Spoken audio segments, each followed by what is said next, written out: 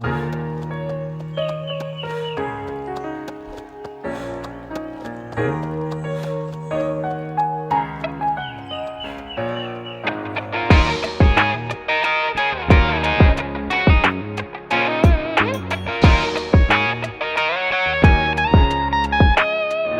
monde de la course. Bienvenue au monde de la course pour des nouvelles du monde de la course. Je suis votre animateur François Jarry avec mon co-animateur Mathieu Pollard. Merci de nous Bonjour et écouter. bienvenue. Oui, donc sans plus tarder, merci au Patreon. Donc merci à Alexandros ainsi que Yann Pomerleau. On vous rappelle, il y a une promo spéciale au coin du pédaleur et du coureur.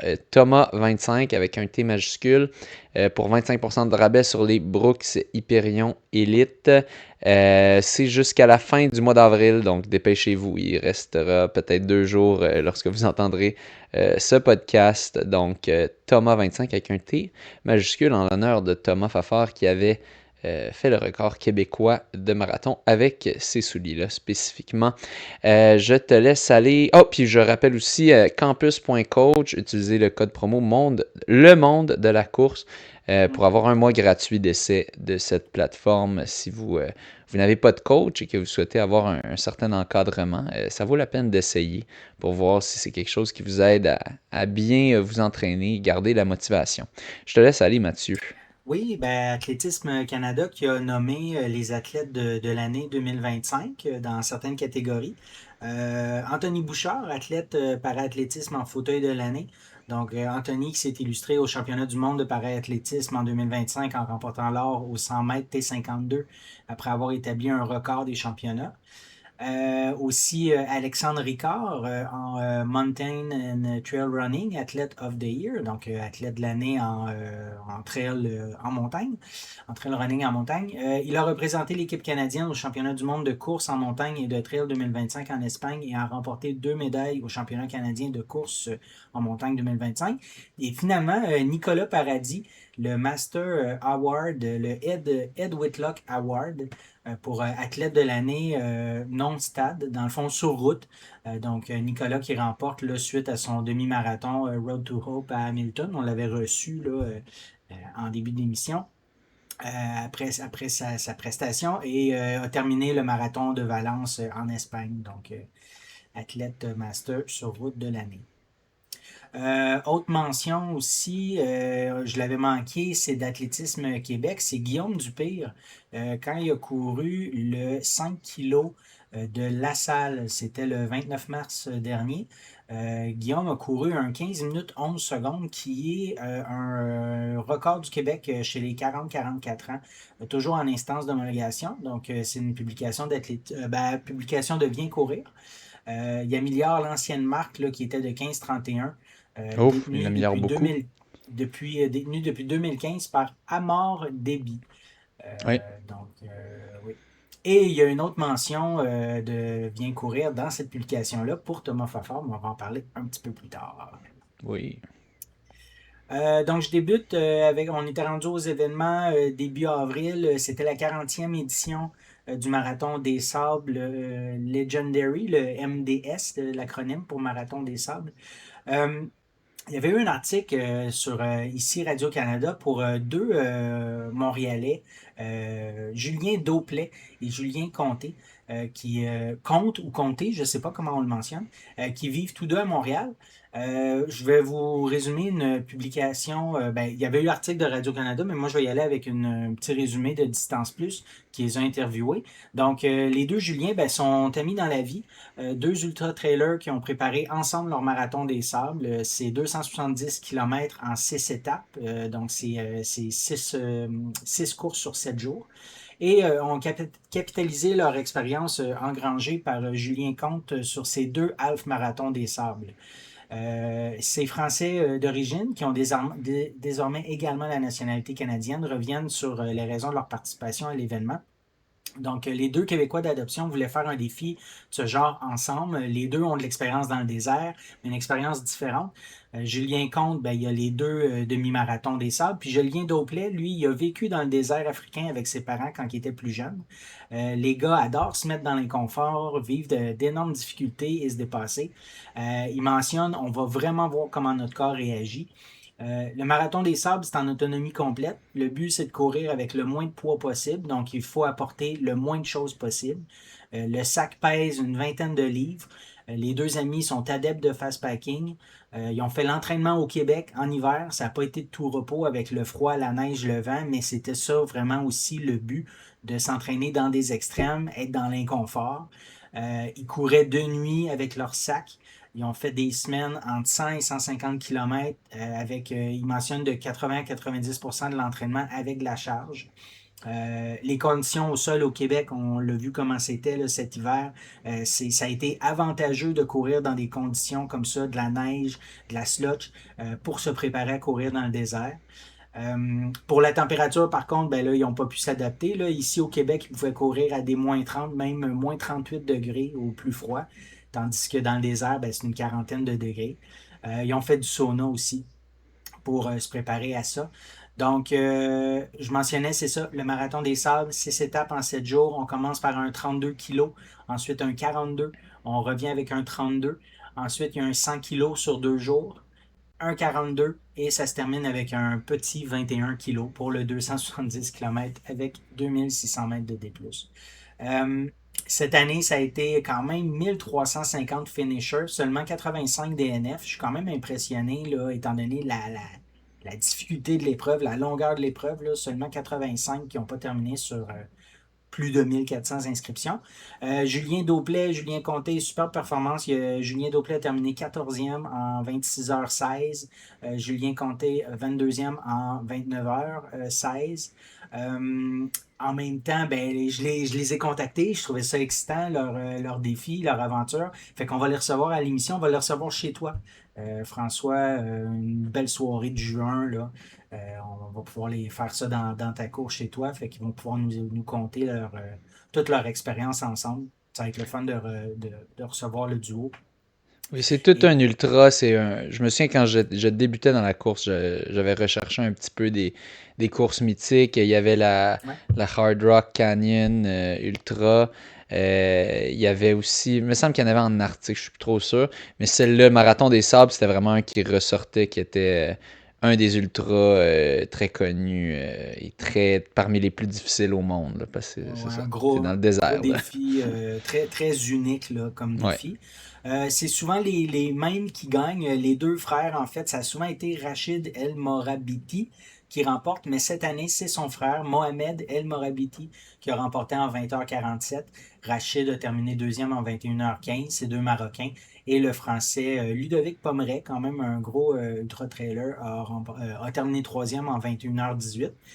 Chez les femmes, ça a été remporté par une Française, Marilyn Nakache, en 25h54, suivie de la Marocaine Aziza El Amrani en 29h22 et l'Américaine Ozeri Linden en 30h16. Donc, Ouais.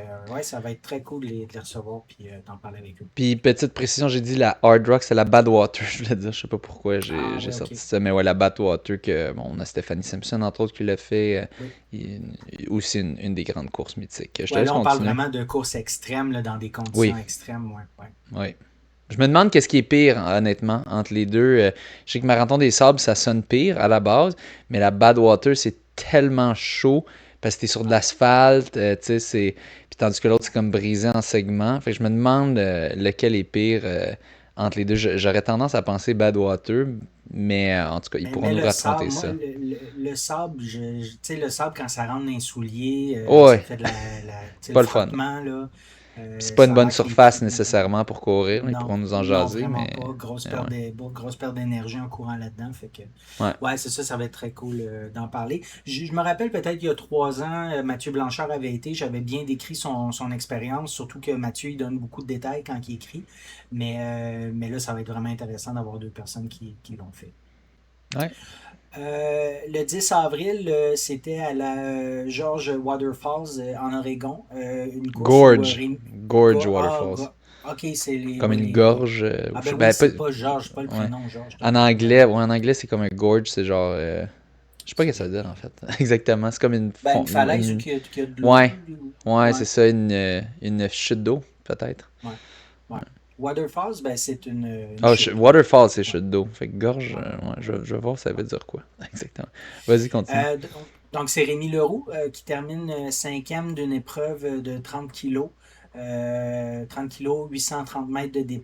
Il a terminé en 2h07,10 à 3 minutes 22 du podium. Rémi, souvent, après ses courses, il donne des détails un peu sur Strava. Donc, il mentionne c'est un parcours magnifique. J'ai oublié une note. Ah, ben ça s'appelle le George Waterfalls. C'est ça. L'épreuve s'appelle, ou le Gorge, ouais, pardon, le Gorge Gorge Waterfall. Waterfalls. Puis C'est juste ça, pour dire, l'épreuve s'appelle gorge, comme ça. une gorge, c'est comme un canyon dans le fond. C'est comme Ouais, un. C'est très profond, puis une petite vallée profonde qui a été formée par l'érosion des roches avec de l'eau. ouais. Puis je vérifiais aussi parce que Rémi, souvent, il court dans une série là, de trails, là, des événements de la même série, mais cet événement-là, il est pas dans une série. Donc, c'est ça. Fait que c'est le Gorge Waterfalls. Donc, Rémi mentionne, c'est un parcours magnifique, un bel équilibre entre les sections semi-techniques puis les single trails bien courables. Quant au déroulement de ma course, bof. C'était correct, mais pas catastrophique, mais pas génial non plus. Un peu comme à Black Canyon, je n'ai jamais eu l'impression d'avoir la vitesse supérieure nécessaire pour me rendre en avant de cette course. Les 4 gars devant moi ont réalisé une superbe course et je n'avais tout simplement pas les jambes pour suivre leur rythme. J'espère que la tendance va s'inverser car je vais bientôt entamer une préparation plus spécifique en vue de mes prochaines courses en juin. J'ai vu dans un article de Canadian Running Magazine que Rémi mentionne qu'il enchaînera les compétitions du début juin à la mi-juillet avec quasiment une compétition à chaque week-end. Donc, la Sunapee Scramble, la Cirque Series Cannon, le Mont Washington Road Race, le Loon Mountain Race et Québec Mega Trail qui fait partie de la Golden Trail Series. Donc, 5 compétitions en 6 semaines environ, là, de début juin à la mi-juillet pour Rémi. Fait qu'effectivement, là, on souhaite pour lui que la tendance s'inverse par rapport à son début d'année. Ouais. 11 avril, l'Assomption Foulée, t'étais là. Oui, je suis allé. C'est rendu un petit un rendez-vous annuel pour moi. Donc, super belle course organisée par Ariane Bouchard du club Lanaudière Olympique. Donc, dans le fond, on va commencer avec le 10 km. En cinquième position, Grégoire Bouchard, qui est son copain ou mari, je sais pas, mais ils ont un enfant ensemble. En 32-27. Jérôme Bouchard, 31-40. Vincent Abraham, troisième, 31-37. Louis April, 31-18. Et Marc-Antoine Senneville l'a remporté en 31-12. Et donc, ouais, donc je pense qu'il prenait ça en mode un peu entraînement, Marc-Antoine Senneville. Donc, Louis April qui a quand même donné un bon petit défi. Il n'y avait pas trop de vent, c'était quand même des bonnes conditions, somme toute, qui m'ont mentionné. Puis si on regarde du côté féminin, en cinquième position, Dana Gay en 40-29, Marie-Pierre Chrétien 39-40, Roxane Leblanc troisième 38-54, Audrey-Anne Brunel deuxième 38-18 et la vainqueur, celle qui l'a remporté, Léa Valentini 37-59. Et là, si on regarde du côté du 5 km, donc chez les hommes, finalement j'ai terminé 5e, donc première fois pas dans le top 3 de cette course. Dans le top 5. Ouais, c'est ça. Mais, ben, sinon c'est weird si je me nomme parce que les gens vont être curieux quand même. Moi, j'ai fini. Mais honnêtement, je suis quand même content du résultat. J'ai terminé 5e en 15-16. Le niveau était plus relevé un petit peu cette année, puis c'était quand même venteux. Puis je n'étais pas du tout en forme. J'avais fait peut-être 1 ou 2 entraînements, comme je mentionnais. Ouais, fait que je me disais entre 15-15 puis 15-30, je pense que c'est raisonnable. Tu sais, si je m'en vais en 15 flat, je vais être bien content, mais je n'avais pas trop d'espoir là-dessus. Donc, je suis quand même content. Faut dire, c'est pas un vrai 5 km. C'est un petit peu court, le parcours. Il manque quelques mètres définitivement. C'est peut-être un 50 mètres. Donc, je prends ça toujours avec un grain de sel. Selon moi, ça vaut peut-être un 15-25. Et sur votre montre, vous n'aviez pas 5 kilos. Exactement. J'arrive à... sur la C'est montre? ça, d'habitude on dépasse, puis là j'arrive short d'habitude de comme peut-être 4,98, alors que je OK. devrais arriver à 5,05 normalement Ouais, c'est sur ça. ma Puis montre tu as après un vérifié 5. avec d'autres aussi, Oui, j'imagine, oui, c'est la c'est même chose. constant, c'est constant. OK. Donc, mais c'est pas grave, ça fait des bons temps. En deuxième, Guillaume Huot de la boutique Quatrième, Pédaleur ouais. Coureur. Ouais, excuse-moi, devant moi. En quatrième, Oui. Guillaume Huot, 15-11. Robbie Racine, 14,55. Lui, j'avais fini devant lui. J'avais kické l'année passée, mais là, il était plus fort cette année. Donc, 14,55. Deuxième, Félix Galland, 14,49. Surprenant, il est vraiment petit, mais il mentionnait, je pensais que c'était comme un petit jeune de genre 13 ans. Tout le monde lui disait la question, t'as quel âge, t'as quel âge. Il a quand même 17 ans, mais il OK. racontait qu'il n'avait pas eu sa poussée de croissance encore. Mais là, il s'en va pour Ah, l'Université de ouais. Laval, si je me trompe pas. OK. Ou Cégep Garneau, quelque chose du genre. Donc, ouais, je pense qu'il est triathlète, je suis pas sûr. Mais j'ai dit, mon Dieu, j'ai pas hâte que tu aies ta poussée de croissance parce que tu fais déjà 14,49 avant ça. Ça va être beau après. Excellent. Puis Thomas Laviolette qui l'a emporté en 14,45. Il n'a pas poussé la machine. Lui, il a même aidé Félix. Il a dit viens, accroche-toi avec moi, puis je t'amène OK. sub 15. Donc, bien gentil de sa part. Et donc, il se fait quand même une belle petite bourse. Et finalement, Euh, Re- oui, je mentionne aussi Robbie Racine qui a terminé troisième. Il est dans le groupe 12-17 ans aussi. Là. Fait que oui, lui c'est jeune, ça aussi, fait c'est un longtemps. jeune. 14,55 Ouais, aussi. Ouais. ouais, Super intéressant. ouais. Puis si on regarde du côté des femmes, j'ai ma coéquipière. Ah, elle a pas fini cinquième. Mélanie Mirand, elle a Ah fini ben, sixième, zut. on la Mais elle nomme. était là pour un petit Rust Buster, elle aussi, un peu, on décrasse la rouille. Marie Thibault en cinquième, 18-25. Léane Côté, 18-17. Coralie Bouchard, 17-54, troisième. Marie-Soleil Courchaine, 17-37, deuxième. Et Victoria Leblanc, qui l'emporte en 17-15. Donc, c'était l'Assomption en foulée. C'est une bonne course pour se décrasser après l'hiver. Bon, certains ont déjà fait la course de la salle auparavant. Ça tombe le même week-end que la course de Saint-Laurent. Donc, des fois, il faut faire le choix entre les deux.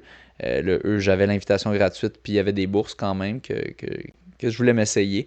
Donc, c'est pour ça maintenant je choisis ça. Je pense que l'année passée, j'ai fait les deux. Mais c'est pas idéal un samedi puis un dimanche. Donc, super belle course, vraiment bel événement, des grosses structures gonflables pour les jeunes. Ma belle-fille a couru le 350 mètres. Il y avait une petite course pour les Ouais. petits de 6 ans et moins. Elle était la première fille, elle est terminée troisième. Ah, wow. J'ai oublié le temps exact. Là. Anyway, c'est un 350 mètres plus ou moins, là. Mais elle était bien fière d'elle. Je Là. pense que tu me l'avais transféré de mémoire, c'était dans l'IN 30. Là. C'est en bas de Ouais, l'IN 40. quelque Ça chose du genre. donnait 4,30, 4,45 du kilo. Là. Ouais. Ouais, donc, non, elle a super bien fait ça. Donc, elle était toute fière. Donc, j'ai bien hâte de la voir sur une prochaine course. Ouais. Avant de poursuivre sur les autres courses sur route du même week-end, dont le 5K de Ville-Saint-Laurent, petit arrêt en Croatie à l'Istria by UTMB. C'est Geneviève Asselin-Demers qui participait à l'épreuve de 111 kg, 4100 mètres de dénivelé. Elle a terminé sixième de l'épreuve en 12h29. Je pense qu'elle visait un peu mieux, mais c'était assez dense. Donc, je vais y aller avec un petit résumé là, de sa publication sur Facebook. Donc, elle mentionne un départ rapide de Buzet. Le cœur est déjà haut, les jambes sont déjà sollicitées. Très vite, les sommets se dressent et avec eux, la réalité de la course. 10e femme et immédiatement cette lucidité, le niveau est fort. Il va falloir aller les chercher une à une. Les premiers kilomètres piquent, le terrain est rude, rocailleux, exigeant. Rien n'est donné, je m'accroche. Dans les descentes, je gratouille les positions. 9e, 8e, 7e. Chaque place gagnée est une petite victoire silencieuse. Retour à Buzet après 42 kilos. Mon crew est là avec leur énergie, un arrêt éclair digne de la F1, comme une bouffée d'air frais avant de replonger. Parce que cette course, elle use 110 km avec 4100 mètres. Ce n'est pas juste un chiffre, c'est un combat constant. Les montées deviennent courables, mais le vrai défi est ailleurs. Garder la cadence quand les jambes s'alourdissent, quand la chaleur s'installe, quand la tête commence à négocier. Mais je tiens. Sixième position. toujours en chasse, toujours en vie, les kilomètres défilent, mode Pac-Man avec les garçons, mais la cinquième femme reste hors de portée. Et pourtant, je n'abandonne rien, pas aujourd'hui. Pas une course parfaite, mais entière à moins de 15 minutes de mon objectif. Une stratégie respectée, un combat mené jusqu'au bout et surtout avec le sourire toujours au rendez-vous. Pour Geneviève, ben, cette performance lui permet d'obtenir sa qualification pour l'épreuve CCC du championnat UTMB World Series 2027. Ben, en fait, pour lors du week-end là, au Mont-Blanc, l'épreuve CCC, je pense que c'est 100 kilos, 110 kilos, quelque chose comme ça. Ouais. Puis ça, c'est en 2027, mais je ne serais pas surpris là, qu'elle vise une qualif pour l'épreuve reine là, Ben oui. d'ici là. Euh, Justement, le 12 avril, le 5 kilos de Ville-Saint-Laurent, il y a eu des bons temps à cette course. J'ouvre Sportstat. Donc, chez les hommes, aux 5 kilos, ça a été remporté par Jérôme Jacques en 15,06, suivi de Roman Bordeaux aussi en 15,06. Donc, c'était serré. Et Léo Chouanière-Lompré, en 15,11 chez les hommes. Chez les femmes, c'est Gabrielle Foran qui l'emporte en 18,07, suivi de Sophia Veilleux en 18,14 et Caroline Godon en 18 minutes 15. Donc, c'était un petit arrêt Serré. pour le.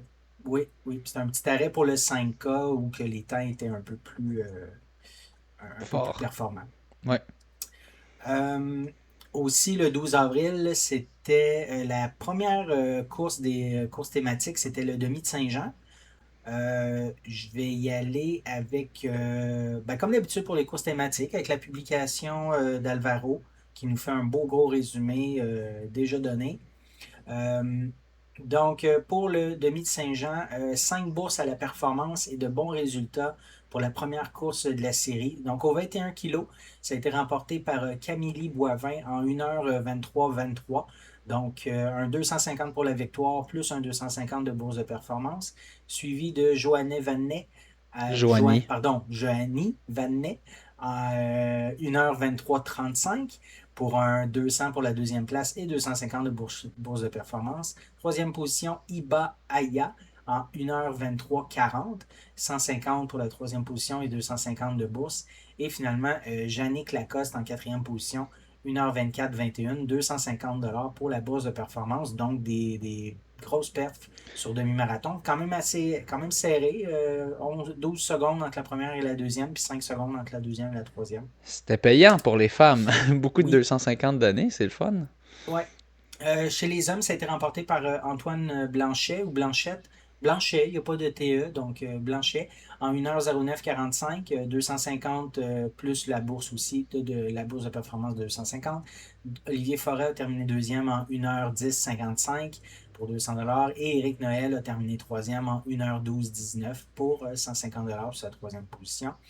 Rapidement, au 10 kg, Marine Garnier a remporté en 35-43, suivi de Cléo Haché en 39-26 et Liliane Loyer en 42-04. Chez les hommes, Aurélien Tortet a terminé en 31 minutes 13, suivi d'Alvaro Cueto en 34-33 et Jacob Arsenault en 35-17. Petite parenthèse pour Alvaro, là, si je ne me trompe pas, c'est ce week-end-là, il a couru 2-10 kilos la même journée.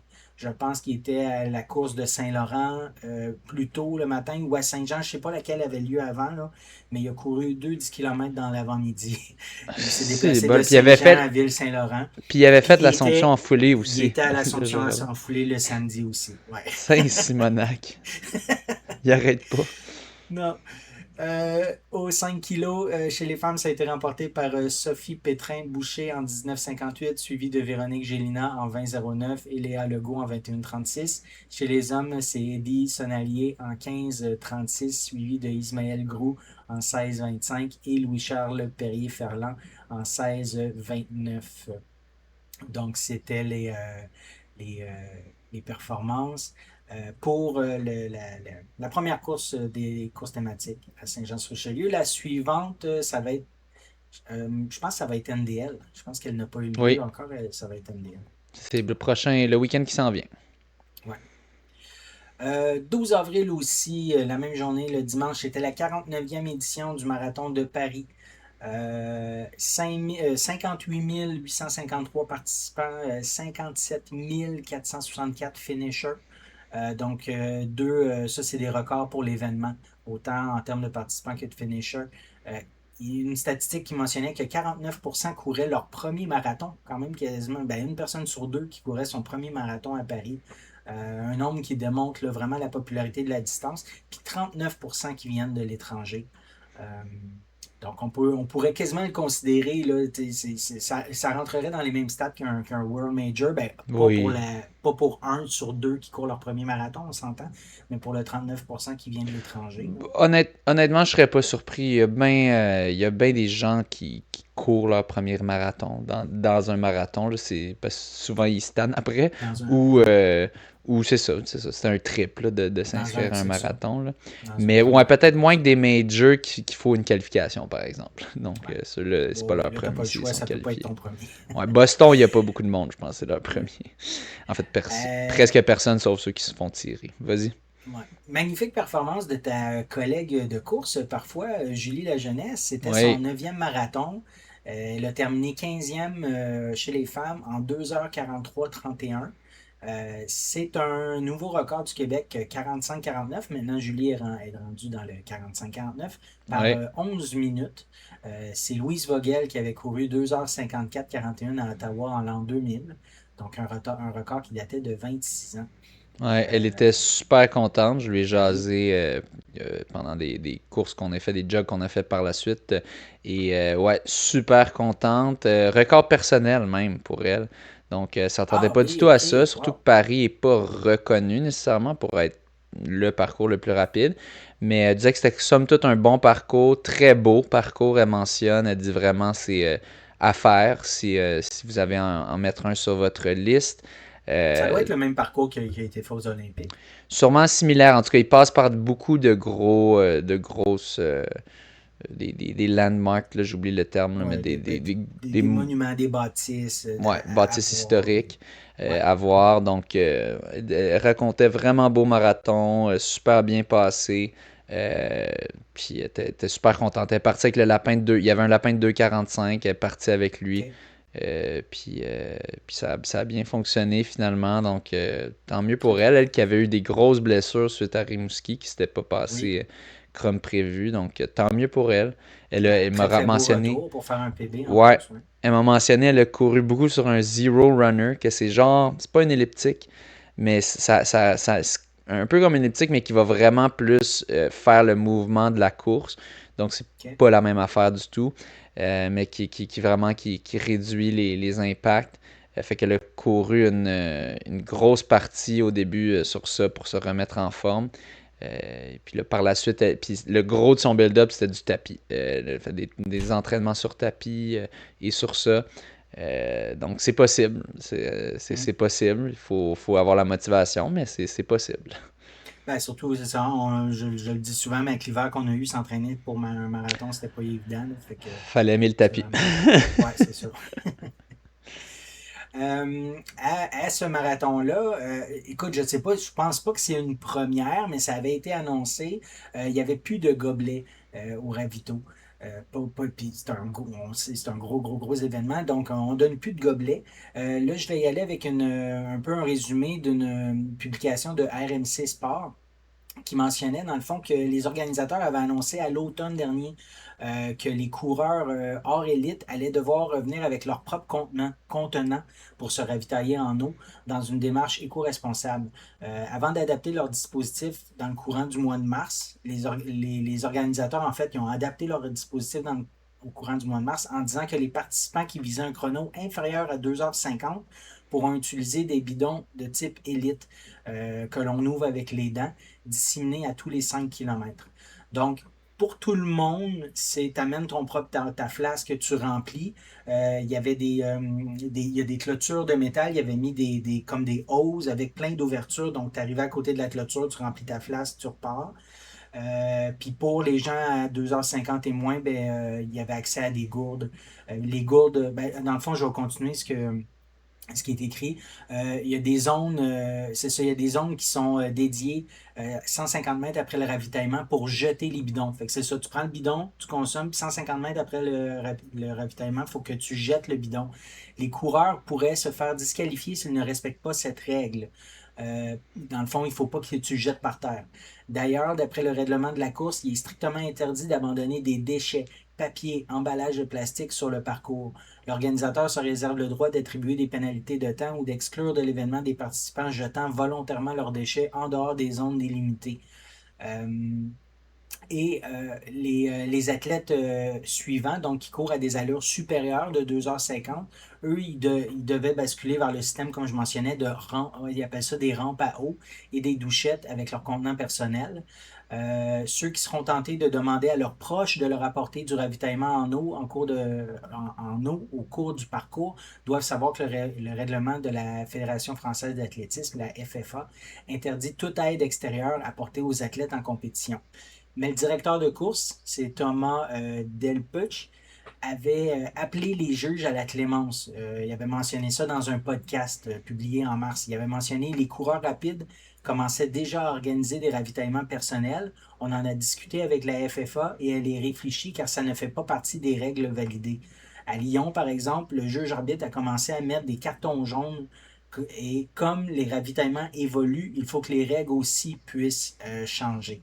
Donc, dans le fond, l'idée, c'est surtout pour les non-élites, là, ou en tout cas ceux qui ne terminent pas au début de la course, ben, permettez à un membre de la famille, un ami, je ramasse ma bouteille, puis tu viendras la récupérer 100-200 mètres plus loin pour éviter justement On s'en l'utilisation de fiche un peu, gobelets. c'est ça.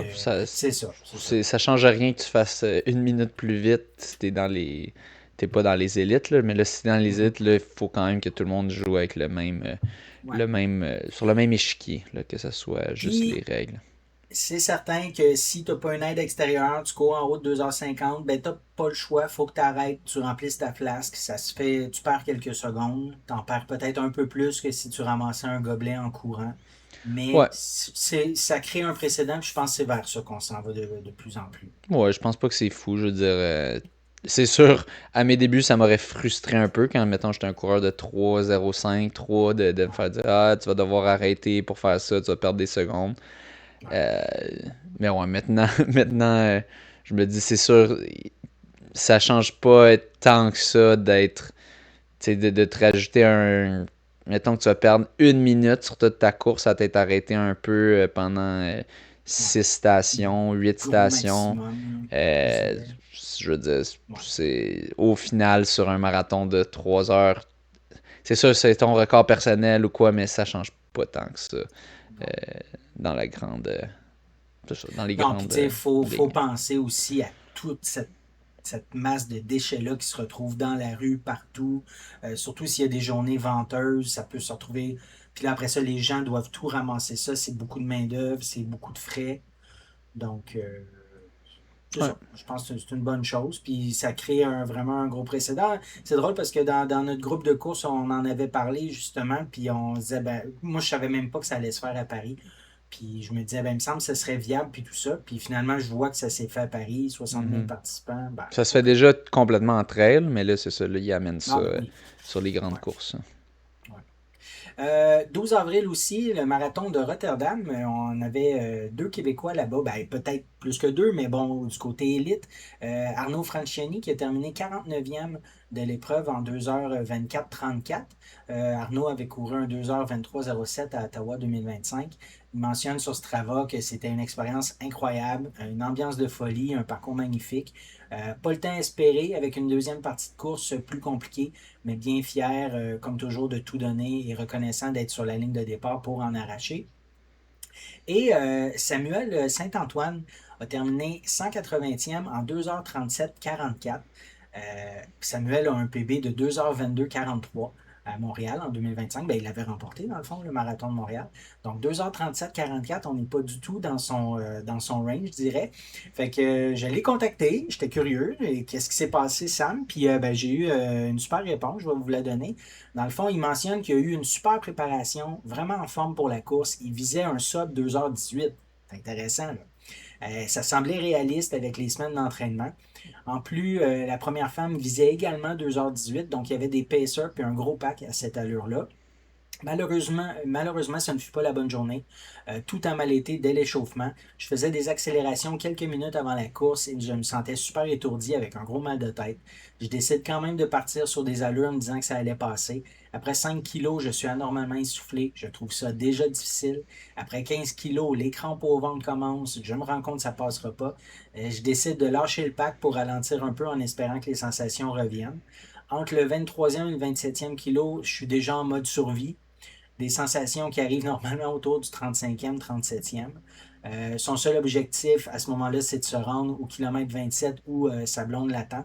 Je m'arrête quelques minutes pour parler avec elle et reprendre mon souffle. Je décide de terminer les 15 derniers kilomètres en jog, mais mauvaise décision, les crampes au quad et mollets apparaissent. J'alterne entre la marche et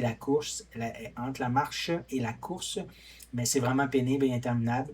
Je termine en 2h37 avec un premier demi en 1h09.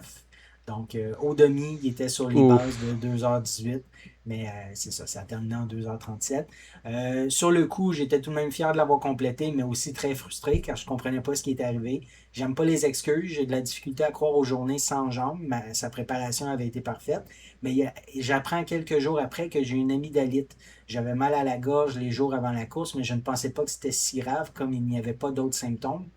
Ça pourrait donc expliquer la contre-performance. Ce n'est que partie remise pour le prochain. Donc, il hésite là, entre Montréal, mais il pencherait peut-être plus pour plus rapide au Toronto Waterfront. Là.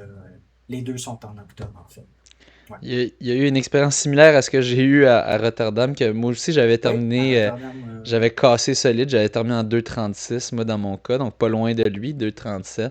Exact. Moi, de mon côté, je trouve que ça avait été le... Je me souviens que quelques jours avant, ou le jour avant peut-être, j'avais fait juste un petit jog, que j'avais testé une petite affaire de effort marathon, puis je m'étais à moitié évanoui, là. Je m'étais comme un moment donné, j'avais eu comme une Quelques jours chute avant. de pression, ouais, genre le jour avant ou l'autre jour avant, une chute de pression à un stop. J'avais comme fait une petite accel effort marathon, puis je m'étais arrêté à une lumière, puis là, tout d'un coup, je me réveille, j'ai un genou à terre, puis je suis comme, what the... Oh, ouais. Fait que j'ai peut-être le voyagement, le décalage, ça aide pas non plus. C'est Euh, vrai. c'est ça, ouais, depuis cet événement-là de Rotterdam, je me suis dit non, le marathon, j'essaie de rester dans la même. Dans le même fuseau Le- horaire. ouais, des fuseaux horaires similaires, du moins, là, pas plus qu'une Ouais. ou 2 heures de différence. Euh, T'es arrivé combien de temps d'avance? T'avais-tu quand même un peu J'étais arrivé d'adaptation? peut-être un mercredi, genre, puis c'était le dimanche, OK. la course, là. Je m'étais OK. donné un mercredi ou 4 un jours. jeudi, mais je penche plus vers mercredi. Fait que je m'étais laissé quand même un petit peu de temps OK. pour m'adapter. C'est sûr, ils recommandent plus, là. Je pense que c'est une journée par heure de Journée décalage, puis par heure, ouais. on n'est pas là, là. Mais ouais, ça avait été difficile pour moi aussi. Puis ben, Arnaud qui réussit quand même à faire une bonne performance, surtout pour un marathon de printemps, avec Mhm. l'hiver qu'on a eu. J'ai entendu dire que pour lui non plus, c'était pas trop facile, l'entraînement qu'on a eu cet hiver-là. Donc Ouais. il tire bien son épingle du chapeau, mais ouais, pas le Ouais, fun. Ça, puis Sam qui a eu un super entraînement, donc un super hiver d'entraînement, probablement lui ouais. aussi beaucoup sur tapis. Mais, C'est tellement chien le marathon. Tu as oh une oui, mauvaise course, mais tu peux pas le reprendre, là. C'est pas mais un non, 1500 faut que tu peux en t'attendre refaire un le lendemain. 4, 5, 6 mois plus tard. Ouais, C'est décourageant. Ouais. pas facile. Toujours le 12 avril, une course en Californie pour Simone Plourde, c'est la Carlsbad 5000, 40e édition, un 5 kilos sur route.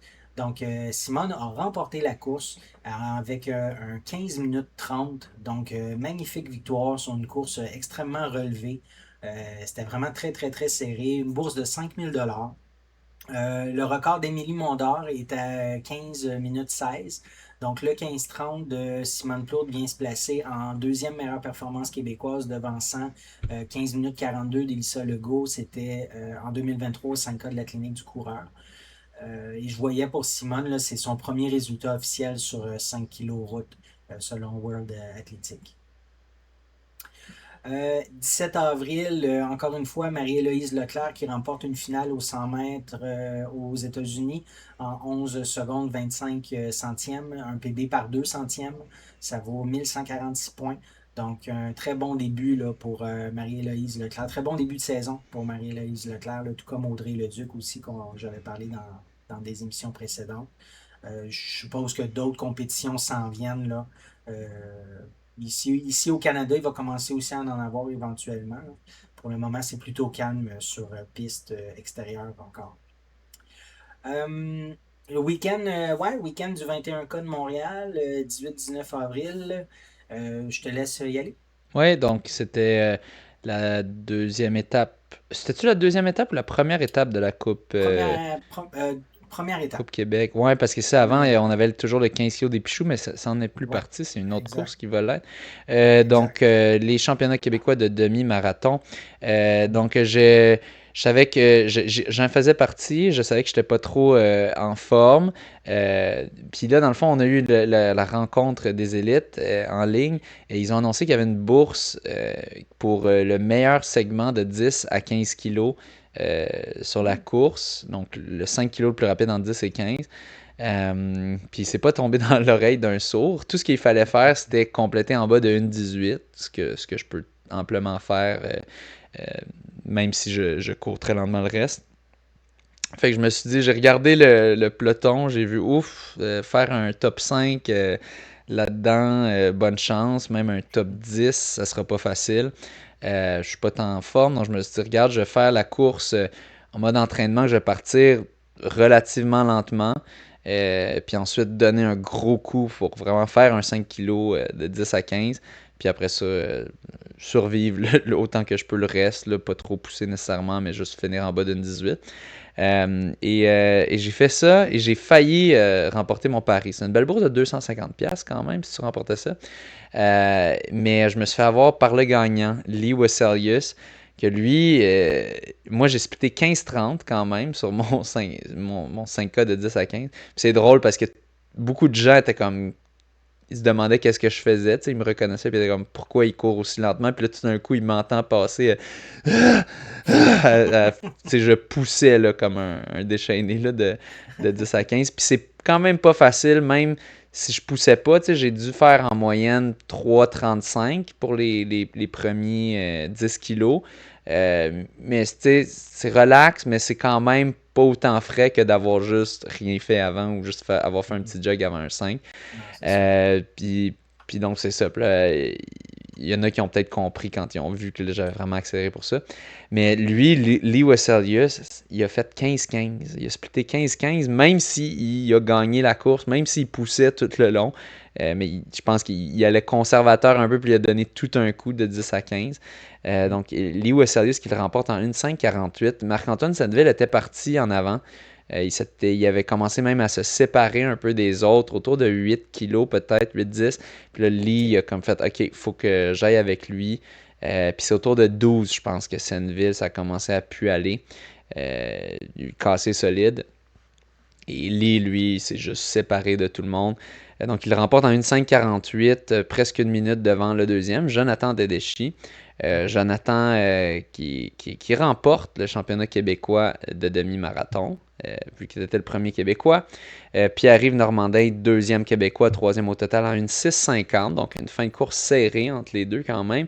Et Maxime Leboeuf aussi, qui était de la partie, une Aussi, hein. 6,55, qui termine médaillé de bronze. Euh, donc, serré à 3 même. Marc-Antoine Senneville, finalement, lui, termine cinquième au total, quatrième québécois. Zachary Turgeon, qui s'est mis dans le top 5 québécois, une 7,26. Je suis pas mal sûr que c'est un PB pour lui. Vincent Abraham, une 8,20. Alexis Deslauriers, une 8,54. Anthony Dion, une 9,04. Louis April, une 9,34.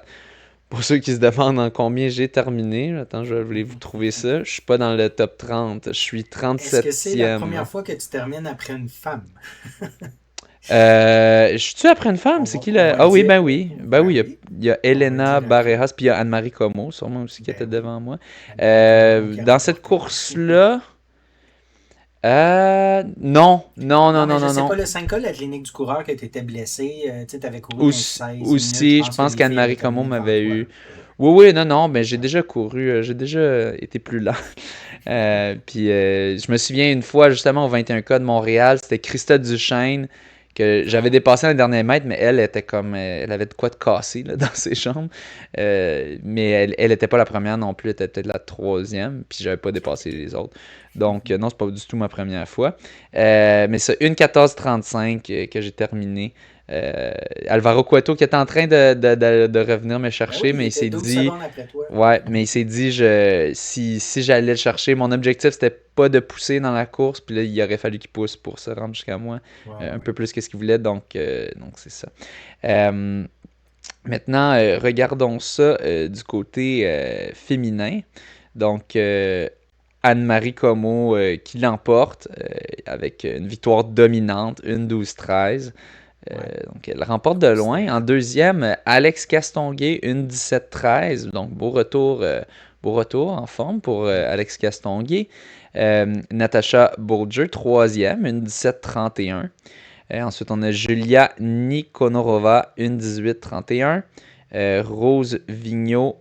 euh, hey, c'est bizarre, il n'y a pas de numéro 2. Le numéro 2 apparaît pas quand je filtre pour les Ah, ben femmes. Je sais pas oui, même pourquoi. affaire quand je filtre. OK. C- Ça doit être peut-être qu'elle n'est pas Ben sinon, elle canadienne n'est ou pas quoi. canadienne, c'est ça, ouais. Ouais, Ça doit mais être c'est pour quand même ça. bizarre qu'ils la mettent pas dans les résultats. Ouais, Euh, c'est Sportstat. ouais, donc bref, Rose Vigneault, une 18-59 qui serait donc cinquième, si on compte pas la personne qui est deuxième.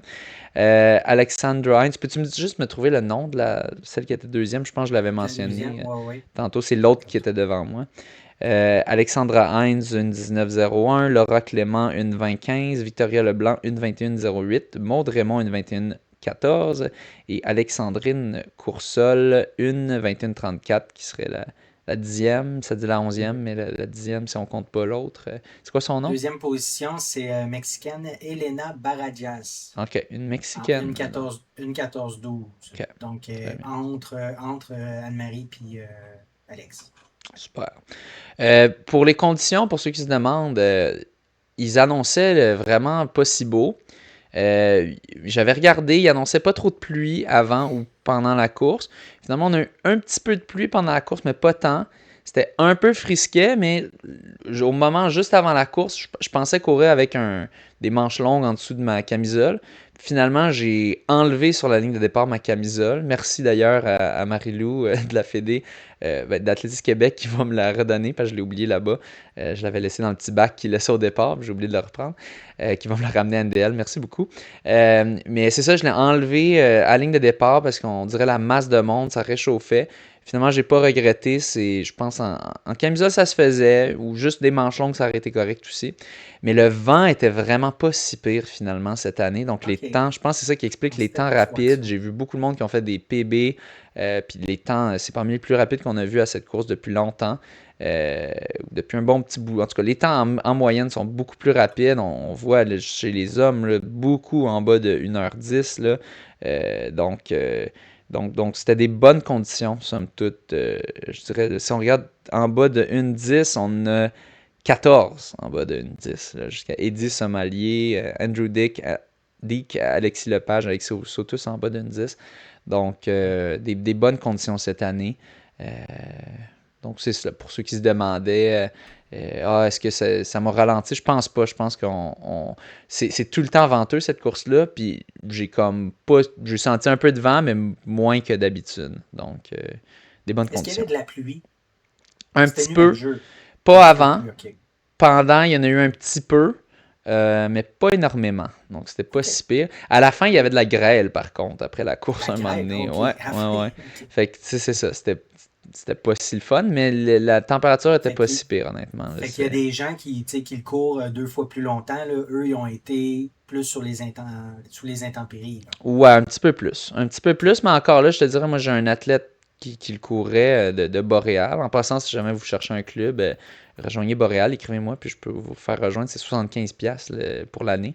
Puis j'ai un Cool. athlète qui avait fait comme, je pense, une 55 avant, puis il a fait comme une 45, quelque chose du genre. OK. Donc, peut-être aussi sûrement qu'il était plus en forme, là, mais je veux dire, c'était des bonnes conditions. Là, donc, Un ouais. beau bébé.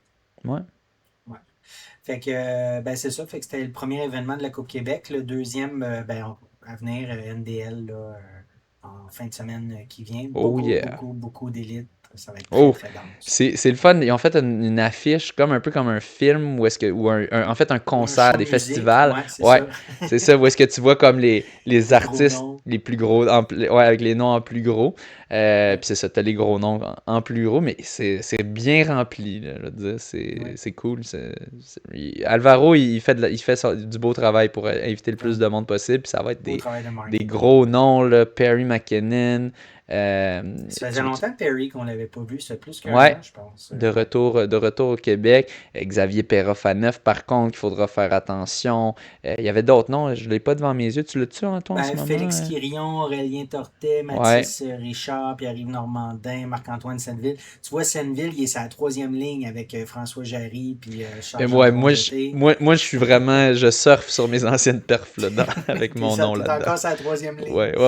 Ils sont gentils. Benjamin Raymond, Zed Roy, Alexandre Leblanc, Patrick Léo-Gagnon, Robin Lefebvre, William Reich, Guillaume Oui, Dupuis. Robin Lefebvre, il faudra Bref, faire attention aussi. Ouais. ouais, C'est ça, ouais, je savais ouais. qu'il y avait un autre Très nom cool. très Je vais dangereux.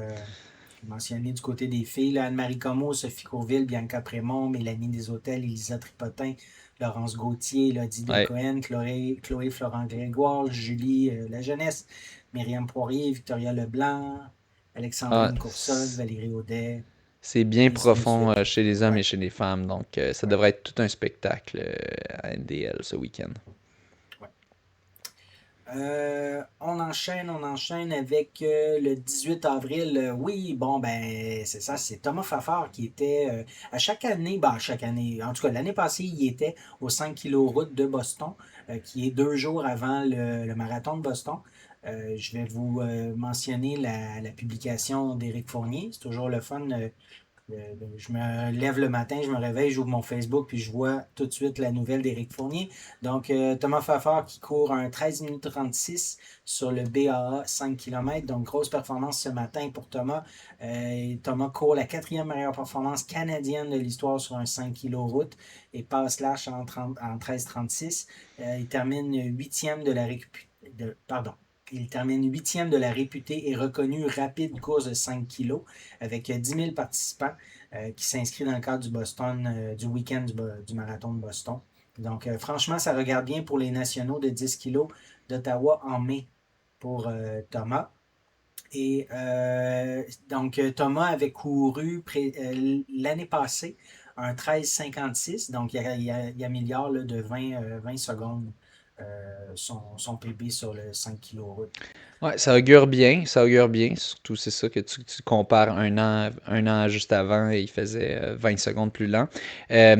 Ça m'impressionne toujours par contre comment les, les coureurs sont plus poches sur la route que sur la piste. Tu sais, Oui, c'est surprenant, c'est hein? tellement marquant. Tu sais, c'est ça. Lui, il fait 13,5 sur piste. Là, c'est sûr, ça, c'est sa meilleure course, mais quand même, on a 30 secondes de différence. Euh, Mm. ma différence, j'ai déjà fait 14,21 sur route versus 14,12 sur piste. Ouais. Donc là, on est plus à 10 secondes. Je dirais en général, c'est plus du 20 secondes de différence, 20, 25, 30, qu'on va aller chercher de différence entre les meilleures performances sur piste versus route, sur 5 kilos. Ça s'explique comment? Parce que, tu sais, en termes de densité, en termes d'élite, c'est la même chose. Je veux dire, Ouais. dans une course comme celle-là, il y a autant de monde pour courir avec Mais lui, pour le pousser à courir plus vite. j'imagine qu'il doit avoir un peu plus de 5000 mètres rapides, tu sais, d'élite comme ça, là, versus des 5 Ah, donc kilos plus de d'élite. possibilités, oui, plus de Ouais, possibilités, donc plus de... Oui, ouais, effectivement. plus de Des possibilités. pistes rebondissantes, peut-être un peu? Ouais, mais en même temps, tu as un gros désavantage sur la piste que tu dois toujours tourner. Puis Fait tu que as ça, le c'est vent aussi qui peut désavantageux. revenir à chaque tour, d'une Ouais, certaine c'est sûr, façon. c'est sûr que t'as moins. Un parcours doit être vraiment bien fait pour être vraiment efficace, là, pour pas avoir Mm. trop de virages. Mais si t'as un parcours que tu sais, beaucoup de lignes droites, mettons un aller-retour 2,5, un petit peu comme Comme à l'Assomption en Beauport. foulée, là, c'est comme parfait. Là, tu sais, t'as quelques deux, trois Ah, l'Assomption virages, en puis foulée. that's Ah, it. l'Assomption en foulée aussi est comme ça. C'est une ligne Ouais, droite. tu fais une ligne droite, t'as peut-être deux courbes, un OK. demi-tour, puis après ça. Fait que tu sais, mais Ouais, il y a aussi, bon, ils ont des spikes, des souliers pour la piste qui sont un peu plus Ouais. légers. Mais malgré ça, je veux dire, le désavantage de tout le temps devoir tourner devrait, en théorie, vraiment être désavantageux puis faire que la route, ça serait à peu près égal. Mais je pense c'est qu'ils sont beaucoup habitués de s'entraîner sur piste, ces athlètes-là. OK. Qui OK. font des 5K rapides, qui font des 5000 mètres rapides. Donc, je pense que c'est l'habitude de la piste. Ils sont capables de, OK, refaire le même temps, garder leur split, d'être exactement sur le bon pace. Je pense que c'est beaucoup Il y plus a ça, facile c'est pour le eux sur contrôle du piste. pace est plus facile sur Ouais, piste. versus sur route, dès que tu as un peu d'inclinaison, là, ça change la donne. Fait que tu sais pas trop quoi faire. Je sais pas à quel point ils ont des paceurs dans cette course-là, du 5 kg de Boston, s'il y a des coureurs qui sont là pour pacer, des lapins. Fait que peut-être ça aussi, ça joue. Euh, ouais, Hmm. fait que c'est ça un Intéressant. peu les choses, les variables. Euh, Là, ben, 2 jours plus tard, c'était le fameux marathon de Boston, toujours un lundi, la 130e édition cette année. C'est le deuxième World Major Marathon de l'année après Tokyo, qui a eu lieu en mars dernier. Donc, c'est les Kenyans, John Korir et Sharon Lokedi, qui remportent le marathon de Boston, l'édition 2026, tout comme ils avaient fait en 2025. La 130e édition du plus ancien marathon organisé au monde a animé les rues de la ville historique de la Nouvelle-Angleterre. Korir a établi un nouveau record du parcours, non officiel pour le moment, en s'imposant en 2h01,52. L'ancien record tenait depuis 2011. C'était Jeffrey Moutey qui l'avait en 2:03,02. Donc le record a été amélioré là, de 1 minute, 5, 1 minute 5 secondes. Euh, la lutte pour la deuxième place s'est jouée au sprint final entre Alphonse Félix Simbu de la Tanzanie, qui a devancé le Kenyan Benson Kipruto, avec des temps respectifs de 2:02,47 pour Simbu et 2:02,50 pour Kipruto. Chez les femmes, Sharon Lokedi, qui avait devancé de justesse Hélène Oubéry en 2025, a dominé la course cette année, signant un temps de 2h18,51, soit près d'une minute d'avance sur sa dauphine Lois Chimnong en 2h19,37. Mary Ngugi Cooper complète le podium en 2h20,07. Donc, c'est un podium complet pour les Kenyanes, donc c'est 3 Kenyanes. Lokedi avait couru un 2h17,22 l'année passée, établissant le record du parcours. Cette année, 2h18,51. Donc, à peu près 1 minute 30 de plus que l'an dernier. Chez les Américains, Zouer, Talbi et Jess McLean ont terminé 5e de leur catégorie respective avec des temps de 2h03,45 et 2h20,49. McLean a établi un nouveau record du parcours pour les Américaines à Boston. Côté Oui, Canada. oui. Ah oui, Puis vas-y. aussi Zouer Talbi, nouveau record américain. Ah aussi, ok. 2:03,45, ouais. Puis J'avais celui qui a manqué. terminé deuxième, je me souviens plus son nom vite fait, c'était capable de trouver le deuxième américain Le dans deuxième cette américain, course-là. ouais, je Euh, peux. Lui, il a fait, ben, c'est ça, c'est que dans le fond, Zouer était initialement, je crois, du Maroc, si je me trompe pas, ou Algérie peut-être, et là, il a obtenu récemment la citoyenneté américaine, et donc a choisi de compétitionner sous cette Charles nationalité. X, qui Ouais, a Charles terminé X. en Ouais. 2h04,35. Ouais, Ouais. qui a fait un super perf aussi, qui aurait été, je pense, le record américain, si je ne me trompe pas. Ok, fait qu'il a éclaté le record, là. Ben, je vais aller vérifier là, que je dis pas n'importe quoi, Ok. mais je suis pas mal sûr. Donc, c'était vraiment des bonnes conditions cette année à Boston. Euh, c'est ça, les gens qui se demandent pourquoi c'était aussi bon, je pense que la température, il faisait comme 8-9 degrés, pas de pluie, Ouais. pas tant de vent. Donc, c'était des belles conditions. Aussi, un truc, si jamais vous vous demandez, est-ce que j'ai bien fait par rapport aux conditions, regarde, mettons, la personne qui est centième. Regarde versus l'année précédente. Puis une année, si tu sais c'était quoi, si c'était une bonne année ou quoi, puis là, regarde, compare. Si c'est plus rapide, mais probablement que c'était une bonne Ouais, année. ouais, je comprends. Plus lent, une moins bonne année.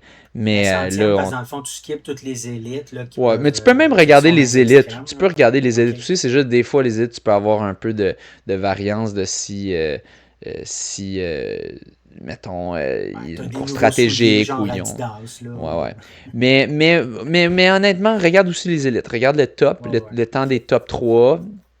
Puis après ça, regarde le centième. Parce que c'est sûr, ça peut varier aussi si la course est moins profonde cette année-là. Mais en général, c'est une bonne règle. Puis tu peux regarder, mettons, mettons le millième. Là, puis là, regarde combien de temps il a fait. Puis en général, tout le monde va faire un peu mieux si les conditions sont bonnes ou un peu moins bon. Je vais aller vérifier, là, mais je suis à peu près sûr Ouais. que c'est le record américain. Côté canadien, Laurie Linkletter a terminé 14e au général en 2h06,04. C'est un PB pour lui. Il améliore son temps qu'il avait fait à Chicago. Il avait fait un 2h06,49, donc un beau PB. Il améliore du même coup son deuxième meilleur temps canadien. Ben Preissner a terminé 33e au général en 2h12,00. Et Guillaume Huot, encore une fois, il a terminé 236e. Belle perf, 2h27,57. Donc, bravo Guillaume pour ce beau Ouais, temps de marathon. Et là, vraiment. je ne sais pas si c'est un PB ou en tout cas, mais Je c'est rapide. pense que oui. Je penserais que oui. Puis bon, finalement, le record américain, c'est 2,443 de Conor Mantz à Chicago. Le problème, c'est que Boston n'est pas éligible pour les Ouais, c'est records. ça. Donc, c'est pour ça que c'est pas un record, mais les deux étaient en dessous du temps du record américain. Mais c'est ça, ça le compte pas vu que c'est un net downhill, Boston. Ok, là, tu parlais de record américain. Je pensais que tu parlais du record de parcours pour Non, l'américain. non, ouais, record Ok, américain ok. tout Parce que du court. côté Fait féminin, c'est un record de parcours ouais, ouais. chez les Mais Américains. fait que Mais ça montre que c'est effectivement, des le bonnes parcours est pas. conditions. Ouais, ça Ouais, montre que c'est des bonnes conditions quand ben oui. tu finis plus rapide le record américain à Boston, que même si c'est un net downhill, c'est quand même, t'as des grosses côtes. C'est pas C'est bête un jambe. parcours qui est reconnu pour être le plus rapide. Donc, Non. très fort. Chez les femmes, Véronique Leboeuf qui termine 10e canadienne, deuxième de son groupe d'âge en 2h51,56. C'est un PB pour Véronique. Elle avait couru 2h52,23 à Tokyo. Ça, c'était avant qu'on la reçoive. Là, je pense que c'était en 2023 ou 2024, on l'avait reçue à l'émission. Julie Lesage, terminée deuxième québécoise en 2h54,32. Dans le fond, Véronique, première québécoise. Julie Lesage, deuxième en 2h54,32. Euh, Publication d'Éric Fournier concernant Guy Dorval. Incroyable performance. Donc, un podium québécois chez les Age Group à Boston. La performance québécoise qui m'inspire, qui m'impressionne le plus aujourd'hui sur le marathon de Boston est celle de Guy Dorval. Guy court en première année chez les 65-69 ans, qui remporte sa catégorie d'âge et signe un impressionnant 2h48-23. Un podium québécois chez les Age Group sur le marathon de Boston, ça n'arrive pas tous les jours. Son 2h48 23, ça équivaut. Ah, je ne me l'étais pas noté. Ben, écoute, au niveau age grade, là, ça équivaut dans les 2h08. Ah oui, je lis ici, 2h08,50 age grade, là, quand même. Guy a le record 60-64 ans en 2024, le record québécois. 60-64 ans en 2024 de 2h52-33, c'était à Buffalo.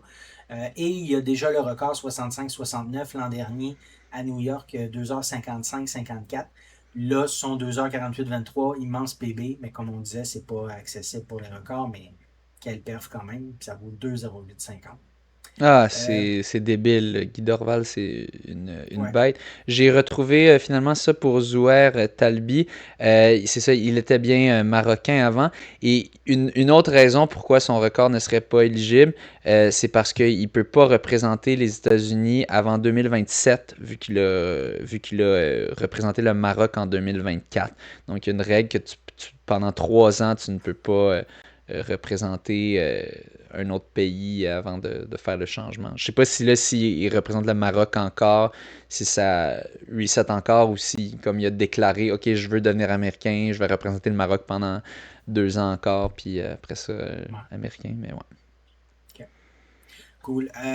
Julien Pinsonneau avec May Lim remporte la course en duo avec un temps de 2h47-24 avec seulement 27 secondes d'avance sur le deuxième duo qui l'y suivait. C'est un record Wow. de parcours par près de 4 minutes. Wow. Donc, très belle perf pour Julien et May en duo. Le marathon de Boston, ben, c'est plusieurs magnifiques histoires pour des centaines de Québécois à chaque année. Moi, je donne un shout-out particulier à Éric Poirier. C'est un fidèle de l'émission. C'est un de mes partenaires de course ici à Saint-Jean. Il a couru un PB là, en 3h03:40, 1 minute 02 de moins qu'à Chicago. Toi aussi, François, tu as un bon partenaire de course qui allait pour une 17e année consécutive, Pierre Fauché, à 66 ans. Il l'a trouvé difficile avec un genou qui ne collaborait pas beaucoup. Il aurait aimé faire un temps de qualification pour Boston de 4h05, mais ça n'a pas passé. Il a couru un 4h11. Il est déjà qualifié pour l'an prochain, mais il devra courir mieux que 4h05, soit au petit train du Nord en octobre prochain ou à Boston 2027 pour pouvoir revenir en 2028 et poursuivre sa séquence. Et aussi Lucie Rochon, que nous avons déjà reçu à l'émission aussi. Pierre aussi, on l'avait eu à l'émission. Donc Lucie, qui effectuait son 16e marathon et son 6e Boston. Très, très heureuse de sa course, car l'an dernier, ça s'était terminé au 27e kilomètre après s'être cassé la cheville. Je me rappelle, j'en avais parlé. Cette fois-ci, ben, c'est un chrono inespéré de 3h33, puis elle termine 9e dans son groupe d'âge. Bravo à tout le monde. Oui, bravo à tous. Bravo à ta jeune fille pour sa course de 350 mètres. Merci, merci. Elle Yes. pratique le vélo en ce moment. Elle vient de rentrer d'une petite Cool. sortie de vélo. Excellent. Avant de poursuivre avec un autre major qui a lieu 6 jours plus tard, le troisième, c'est Londres, qui vient tout juste d'avoir lieu. Il y a eu des performances incroyables. Je vais faire un petit détour sur quelques performances entre elles. Donc, le week-end dernier, au Canyon Endurance by UTMB, sur l'épreuve reine de 160 kg, 5550 mètres de D+, Samuel Frigon, qui termine 8e de l'épreuve, 4e homme en 22h35 à 1h46 du podium. Très belle performance pour lui, qui avait terminé 21e du QMT 135. Donc, quatrième de cette épreuve-là, la Canyon Endurance, c'est très, très fort. Du côté du Grand Raid Ventoux, ça aussi, c'est par UTMB. Sarah Bergeron-Larouche qui termine 5e de l'épreuve de 50 kg avec 2500 mètres de D+, en 5h18, à 13 minutes du podium. Belle performance, Sarah, elle est classée 6e de l'UTMB Index et 6e au général, non, 3e québécoise. Et, ça, va falloir que je vérifie, là.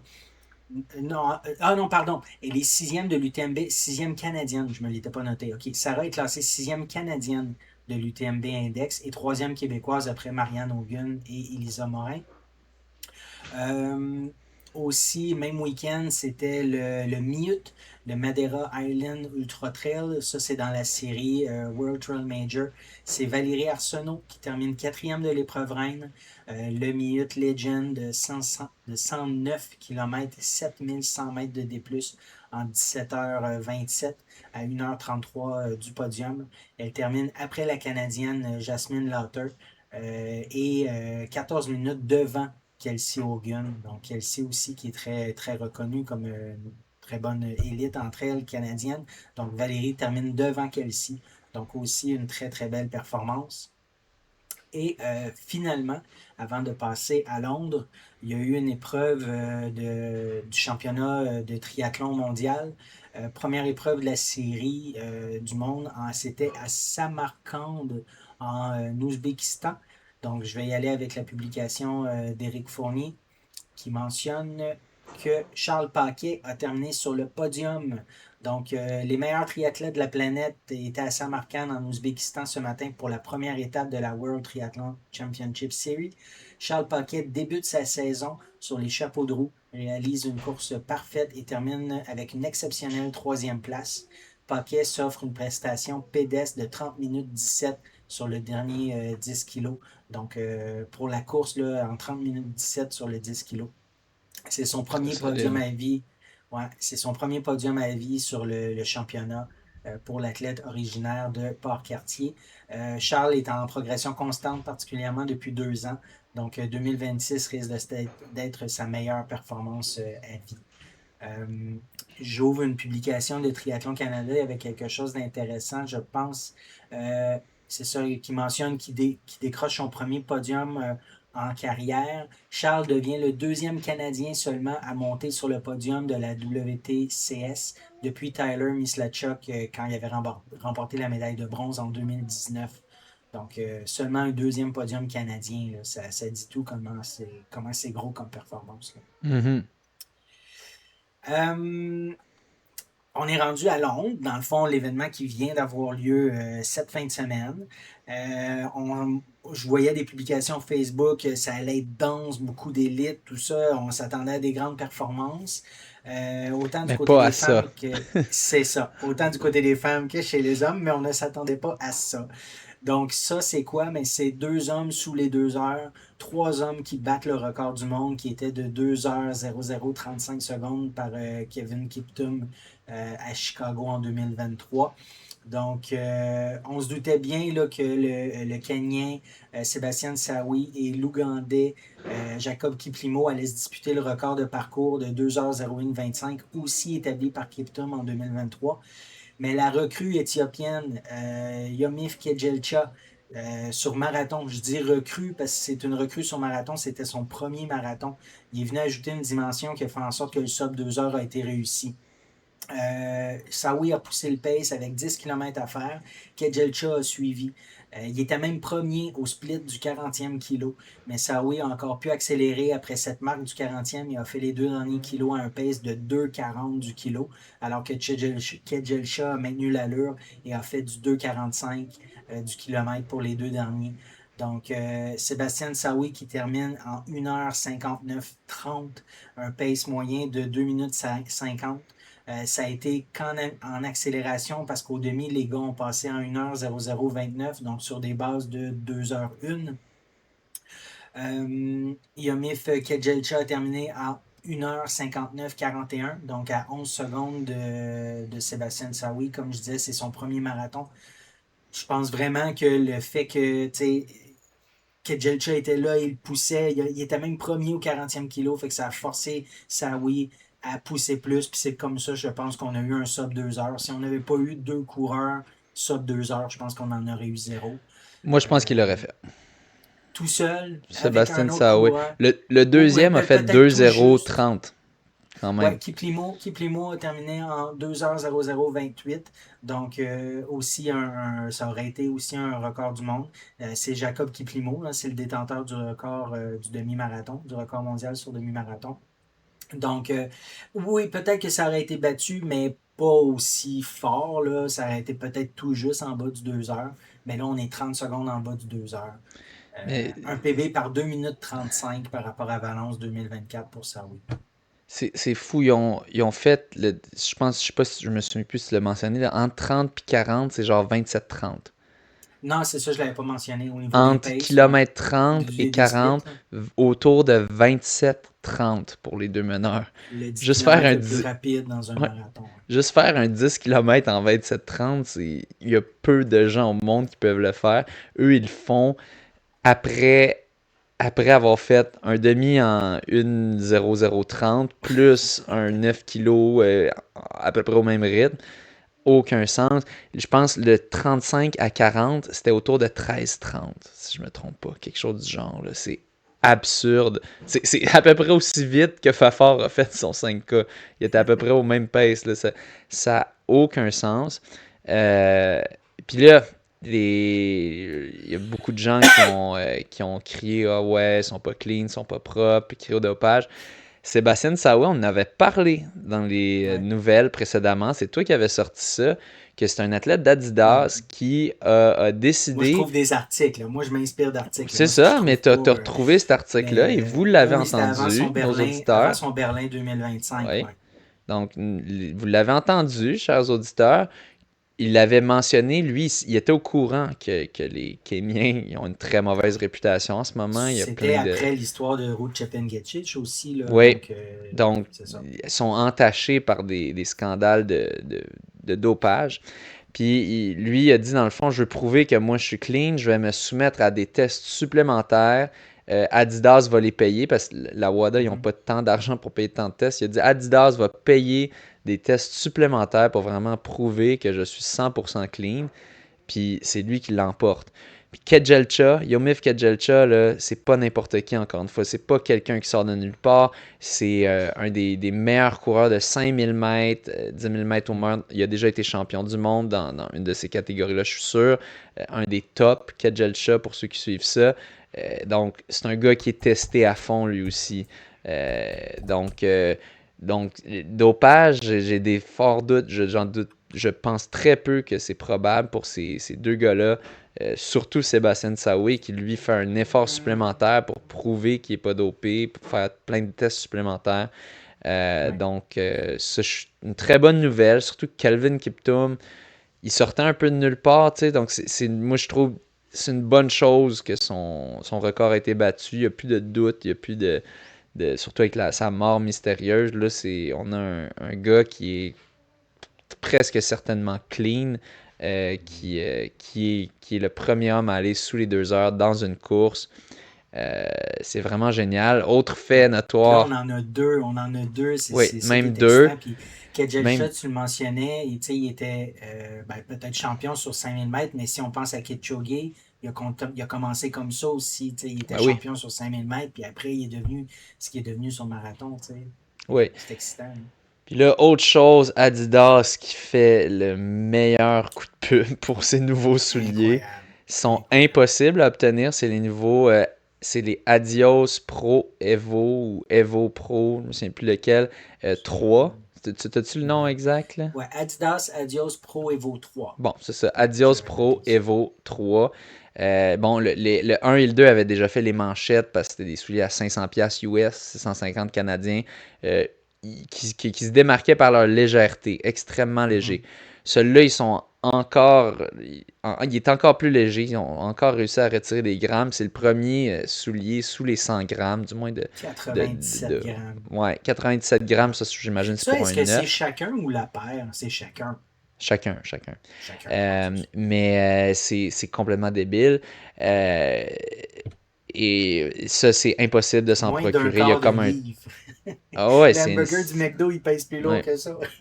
ouais.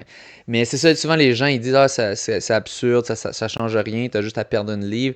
C'est pas du tout la même chose, une livre dans tes souliers versus une livre dans ton ventre. C'est Euh, aux c'est- extrémités. c'est que tes souliers font beaucoup plus de mouvement. Ton ventre, il fait juste avancer au fur et à mesure que tu avances, tandis que tes souliers ils font toute une motion. Donc, chaque gramme dans tes souliers fait une grosse différence. Bon, il y a eu une publication de la clinique du coureur qui disait là, venez pas nous dire que c'est les plaques de carbone qui font la différence. Euh, je tends à aller un peu dans le même sens qu'eux. Le problème dans leur publication, c'est qu'ils semblent indiquer que c'est pas les souliers qui ont aidé. Selon moi, Ouais, les c'est ça. souliers Peut-être pas ont juste les aidé. plaques, parce que des Oui, plaques, oui. ça fait 10 ans, ça existe. Bon, et même Oui, plus, là. oui. Mais, Mais mais, mais les l'affaire, c'est souliers que ont si tu aidé. regardes les plaques dans ces souliers-là, là, sont quasi inexistantes. Là. C'est même pas des plaques complètes. C'est OK. des petits rods, performance rods. J'ai oublié le terme qu'ils utilisent pour ça, mais c'est comme des petites languettes plus que selon moi, c'est plus de l'esthétique qu'autre chose. Juste pour dire qu'ils ont du carbone dedans. Puis je suis quand même d'accord avec le fait que, en effet, c'est quoi la grosse différence là, de ce soulier-là? Il est extrêmement léger. Je pense qu'il est 2 fois plus léger que le Alpha Fly. Il faudrait que je regarde. Je regardais c'est quoi le poids du Alpha Fly. Il me semble que c'est dans les 200 grammes. Euh, donc, extrêmement Mais léger. la mousse, la semelle, la mousse, elle doit être extrêmement rebondissante Ah aussi. Elle oui, est extrêmement légère et pas dense du tout, du tout. c'est Fait ça, mais qu'elle c'est doit être pas très comme des. rebondissante. C'est ça, c'est pas comme les souliers ultra légers qu'il y avait dans le temps, mais qui étaient zéro rebondissant, là, qui étaient super Non, agressifs. non, c'est ça, il Donc, y a du spring là-dedans, c'est là. ça, c'est très rebondissant, mais très léger. Donc, toute une Et que combinaison. ça doit s'user vite. Ça doit être fou. Ouais, il y a une plaque de rubber continental tout en dessous, de caoutchouc continental. Donc, OK. mais oui, c'est sûr, c'était les souliers qui étaient réputés pour, ils disaient, ça dure un marathon, là, dans le fond. Ouais, c'est ça. Dans les faits, ça a l'air, ça peut durer peut-être 2-3.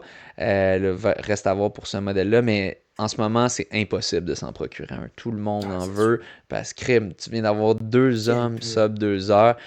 Là, en ce moment, dans la course, avant, c'était Nike qui dominait. Maintenant, c'est Adidas qui domine. Oui. Désolé, Ouais. mais. Puis je pense que ça va partir un nouveau trend. Je pense que toutes les compagnies vont suivre ça, d'essayer de développer des souliers plus légers parce que crime, c'est le premier gars, les deux premiers hommes sub 2 heures avaient ce soulier-là, avaient un soulier ultra léger, ultra rebondissant, ultra léger. Euh, ouais, j'en veux un. Même si c'est 500 pièces crime, j'en veux un. Mais c'est impossible en ce moment, donc bon, on va être patient.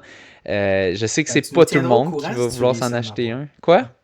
Tu nous tiendras au courant si tu réussis à en avoir. On veut voir Ouais, ça. ouais, j'essaierai de passer ça comme des dépenses d'entreprise pour faire un review en même temps. Ben oui. Mais ouais, c'est juste, ouais, c'est 500 pièces, c'est ça, c'est absurde. Il y en a qui disent que, oh non, ils mettent ça à 500 pièces, puis ils en font pas beaucoup juste pour que ça soit légal, puis qu'ils puissent les mettre sur les pieds de leur athlète. Parce que la nouvelle règle, c'est qu'un soulier qui est utilisé en compétition, il faut qu'il devienne prochainement disponible. Tu as le droit d'avoir un prototype Accessible pour pour tout le quelques monde. temps, mais il OK. doit éventuellement devenir accessible à tous. Et donc, il y en a qui disent, ah, c'est juste pour ça qu'ils le font, puis qu'ils le font si cher. Je pense pas. Moi, je pense qu'ils font quand même du cash à vendre ça à 500$ la paire. Ah oui. Il y a une façon de faire du profit, puis je suis sûr qu'ils vont en vendre plus que les précédents, puis que tout ça, c'est une stratégie marketing de faire d'en vendre très peu, très cher. Puis je pense qu'ils ont rendu ça acceptable, des Mm. souliers à Ouais. 500$. Je pense qu'ils ont réussi. Nike ont été les premiers à rendre ça acceptable, des souliers à 330$, 365 canadiens.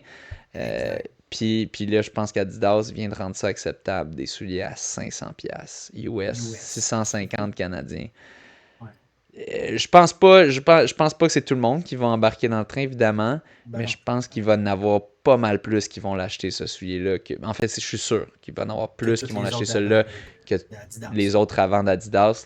Là tu as comme la preuve. Crime, ça a été porté par les deux hommes qui ont fait ça 2 heures. Mm. Puis tu sais, ils disent, ah, c'est pas des études. C'est très dur de faire des bonnes études fiables avec des élites comme ça. Puis selon moi, c'est quand même une bonne preuve. Oui, C'est c'est la des gros meilleure des athlètes, preuves qu'on peut mais, avoir. mais c'est ça, je veux dire, ils l'ont fait avec ce soulier-là. Tu sais, 4 Euh, des 5 premiers hommes de la course portaient ce soulier-là. Il y a juste Jacob ouais, Kiplimo qui est un athlète Nike. qui Mais avait sinon, les 4 des 5, Alpha tu Flight 4, ouais. sais, c'est une preuve, là, Ouais, quand même. fait que c'est très solide, c'est très convaincant comme argument de vente. Donc, puis en ce moment, dans toutes les dernières courses là, récemment, c'est ça qui domine. Je sais pas, à Boston, je suis pas sûr, mais je suis pas mal sûr dans le top 3 il y en avait pas mal aussi avec des souliers d'Adidas. Donc ouais. Au petit fait, avant qu'on oublie, il y avait Joshua Cheptegei qui faisait son début de marathon. Donc Joshua Cheptegei, je pense qu'il avait le record du monde sur 5000 mètres, si je ne me trompe pas. Lui, ça a été moins bien pour lui. Il a terminé 12e en 2:06:39. Ça a pas mal été éclipsé, son résultat, avec les autres performances qui ont eu lieu. Euh, mais ouais, il était là, juste quand même le mentionner. Mais ouais, toute une, c'est du fou, c'est de la bombe, là, je veux dire. Là, on en entend parler un peu partout, les premiers hommes sub 2 heures. Je pense que c'était Alex Hutchinson qui mentionnait que lui avait déjà fait un article que lui estimait que ça allait être en 2075 qu'on aurait des hommes sub 2 Ah heures. oui, ok. Finalement, il dit, ouais, je me suis trompé, j'étais pas mal loin. Moi, je me demande c'est quoi dans nos prédictions qu'on aurait fait, si on avait déjà fait des prédictions sur ça au monde de la course, je sais pas. Euh, Moi, ça aurait été mais complètement au hasard. J'aurais pas pu. Ouais, mais je trouve dans ces derniers temps, on pouvait voir que ça semblait de plus en plus près, surtout avec quand on a vu Boston, des temps ultra rapides cette année, ou même si les conditions étaient bonnes, mais de Ben, tu faire des sais, bons temps à Boston, ça, déjà à Chicago en ouais, 2023, 2h0035, tu te dis, Colin, là, t'es proche, là. ouais, Mais ça a repris quand même 2 ans et demi. ouais, C'était des conditions parfaites pour ça, à ouais. 11 degrés Celsius, pas de vent. Chez les femmes, ben, c'est l'Éthiopienne Tisk, j'ai tout le temps de la misère avec son prénom, là, Tisk Sefa. C'est l'actuelle détentrice du record Woman Only. Elle a amélioré son record. Elle était avec il y avait la médaillée olympique aussi de bronze 2024, la Kenyane Hélène Oubiri, et l'actuelle détentrice du record sur demi-marathon, la Kenyane Joycelyn Jep, Jepkosgei. Donc, c'est ces trois-là qui se sont battus pour la première place. Donc, ils ont tous passé la marque du demi en 1:06:12 sur des bases de 2h12:30. Donc, ça aurait été une grosse amélioration du record, mais le pace a ralenti par la suite. Acefa et Aubéry ont été côte à côte jusqu'à la marque du 40e kilo, mais Acefa a pu augmenter un peu la vitesse alors que Jeb Kosgei n'a pas pu dans les 2 derniers kilos. Donc, Acefa l'emporte en 2h15:41. Son précédent record Woman Only était de 2h15:50, donc elle l'améliore de 9 secondes. Elle l'avait fait à Londres en 2025. Hélène Aubéry, la Kenyane, a couru 2:15:53, donc elle a terminé 12 secondes après. Hélène avait couru un 2:17:41 à Boston 2025, donc un gros PV pour elle. Et Joycelyn Jeb Kosgei, Kenyane, a terminé en 2h15:55, donc 2 secondes après Hélène.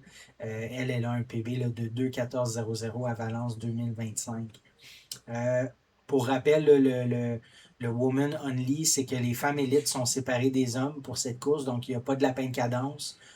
Donc, sont vraiment. C'est ça, ils n'ont pas de pacer. Fait que c'est pour ça qu'on donne les records Woman Only. Comme ça se passe aux Olympiques, aux championnats du monde. Là. Donc, il n'y a pas de pacer. Ouais, c'est pour ça, il y en a qui se demandent pourquoi est-ce qu'on parle si peu de son record, tu sais, du monde, c'est parce que c'est ça, c'est un record woman only, donc Il y a très peu de marathons comme c'est ça. ça, il y a peu de marathons que les femmes vont vraiment pouvoir courir complètement toutes seules, les femmes élites. Euh, donc c'est plus restrictif comme catégorie versus tout simplement la plus rapide, tout simplement, point barre. Puis aussi, c'est chez les hommes, pour qu'on en parle beaucoup plus, on a franchi une barrière mythique, Ben là, qui est oui, les c'est 2 ça. heures. Chez les femmes, on a déjà franchi la barre des 2:10. Ruth Chepengetish, on se souvient, à Chicago en 2024. Mais on avait beaucoup parlé à ce moment-là. Ouais, je suis sûr qu'il y avait des gens qui avaient spéculé aussi à l'époque, puis ils avaient On en probablement avait parlé. raison. Puis Oui, son record tient toujours, évidemment. oui. On a Peut-être déjà être amplement difficile à parlé de battre. ça, Là. que ça Ouais. tient parce qu'elle n'a pas été prise au dopage à ce moment-là. Mais ouais, Je pense que espérons le que, deuxième meilleur temps est dans les 2h11 là, de mémoire. Là, donc, ouais, espérons que quelqu'un va la battre, va battre ouais. son record prochainement. Ouais. Parlant de record, il y a New York puis Londres, les deux World Majors qui se relancent d'année en année pour les records de finisher. Donc, cette année, c'est 59 840 finishers, ce qui bat le 59 226 de New York 2025. Mais parions que New York va vouloir atteindre la marque du 60 000 finishers là, dès l'automne qui vient. Ça va être leur 50e anniversaire lors de l'édition 2026. Euh, Côté des bourses, les bourses, c'est intéressant. Les bourses à la performance à Londres, les sub 2h2, c'est 150 000 US, sub 2h3, 100 000, sub 2h3, 30 secondes, 75 000 et sub 2h4, 50 000. Donc, il y a eu 4 sub 2h02. Donc, 4 fois 150 000 de données. Il y a eu un sub 2h03 et un sub 2h03 30. Donc, 775 000 pour les 6 premiers hommes, juste pour cette bourse-là. Chez les femmes, sub 2h15-30, c'était 100 000, sub 2h16, 75, sub 2h17, 50 000. Donc, chez les femmes, c'est 3 fois 75 000 qui est donné. Donc, 225 000 parce qu'il y en avait 3 à sub 2h16. On ajoute un 25 000 pour le record du parcours et on ajoute un 125 000 pour le record du monde. Donc, ça, oui. Et en plus, 55 000 pour une victoire. Donc, ça, oui, a empoché 355 000 dollars. Je pense que je serais prêt à dire que ça doit être la plus grosse bourse qui a jamais été donnée de l'histoire. Qui l'a reçu, lui, tu Qu'il a parles? Ou... reçu. Ouais. Ouais, mais Ouais. tu vois, moi je trouve que c'est des peanuts. Ah, Pour ce ouais. qu'il a fait, Par c'est rapport des à ce qu'Adidas va peanuts. recevoir, genre. Non, non, mais oui, entre autres, mais aussi juste Puis en ce que général. le marathon de Londres. Ouais. Tu compares à n'importe quoi d'autre. Crime, un joueur de hockey, les moins bien payés, ils font Ah, 900 000 tu sais, par année. Tu sais, c'est effectivement. comme. Ah, ouais, t'as tout à fait C'est raison. c'est des peanut. Ouais. En tout cas, je suis. Mais Mais bon, Saoui court pas dans un stade avec 21 000 personnes qui va là, qui Ouais, remplissent le ouais, stade à chaque année, puis mais bref, à chaque soir. je pense qu'il va rapporter beaucoup à Adidas. Je pense que Adidas ont sûrement une prime. Je suis sûr que dans son contrat, il y a une prime s'il fait un record du monde ou s'il fait Ah certains oui, temps, puis que ces primes-là éclipsent ce qu'il fait avec ces bourses-là. Je suis sûr qu'il va signer plein de contrats de commandite d'ici là. C'est incroyable ce qu'il a fait. Donc, il va se faire compenser, mais c'est ça, c'est des peanuts par rapport à ce qui va réellement, ce que ça vaut réellement ce qu'il a fait. C'est premier homme sous les 2 heures. puis tu sais, Yomish Kejelcha qui a terminé 11 secondes après lui et C'est sous les chien. 2 heures, c'est chien. C'est chien. Lui aussi, je C'est. pense qu'il va recevoir des bonnes candidates, mais Oui, oui. rien, ben, pas la même chose que... Non. Par contre, faut dire, ça, j'ai vu un commentaire super intéressant. Euh, il y a quelqu'un qui a écrit que Jelcha, c'est la première personne qui a jamais couru un marathon au-dessus de 2 heures. C'est la seule personne au monde Bon, qui peut dire ça. J'ai couru un c'est marathon, la seule puis personne au monde. j'ai jamais Ouais. couru un marathon au-dessus de 2 heures. Donc c'est Wow. quand même absurde ça aussi. Donc c'est tout un Ouais. début, hein, tout un début de marathon. Donc il est très prometteur aussi. Euh, ouais, donc Ouais. ouais. Tu m'avais partagé une publication sur Facebook, la stratégie de nutrition de Saoui. Tu voulais-tu en parler? Ouais, ben dans le fond, veux-tu. Bref, lui était au quart de tour. Il y en a qui disent, ah, peut-être. C'est drôle parce qu'il y a quelqu'un qui l'interviewe qui dit, qu'est-ce que tu as mangé ce matin? Il dit, deux toasts avec du Une miel dose puis un miel, petit thé, là, tu puis sais. du thé. Ouais. Mais il y a aussi, ce qu'il mentionne pas, c'est toutes les affaires de Morten qui a pris toutes les gels. Il a pris aussi de bicarb, là, le mix avec du bicarbonate de soude. Peut-être c'est pas du bicarbonate de soude, mais en tout cas du bicarbonate de Morten, tout ça.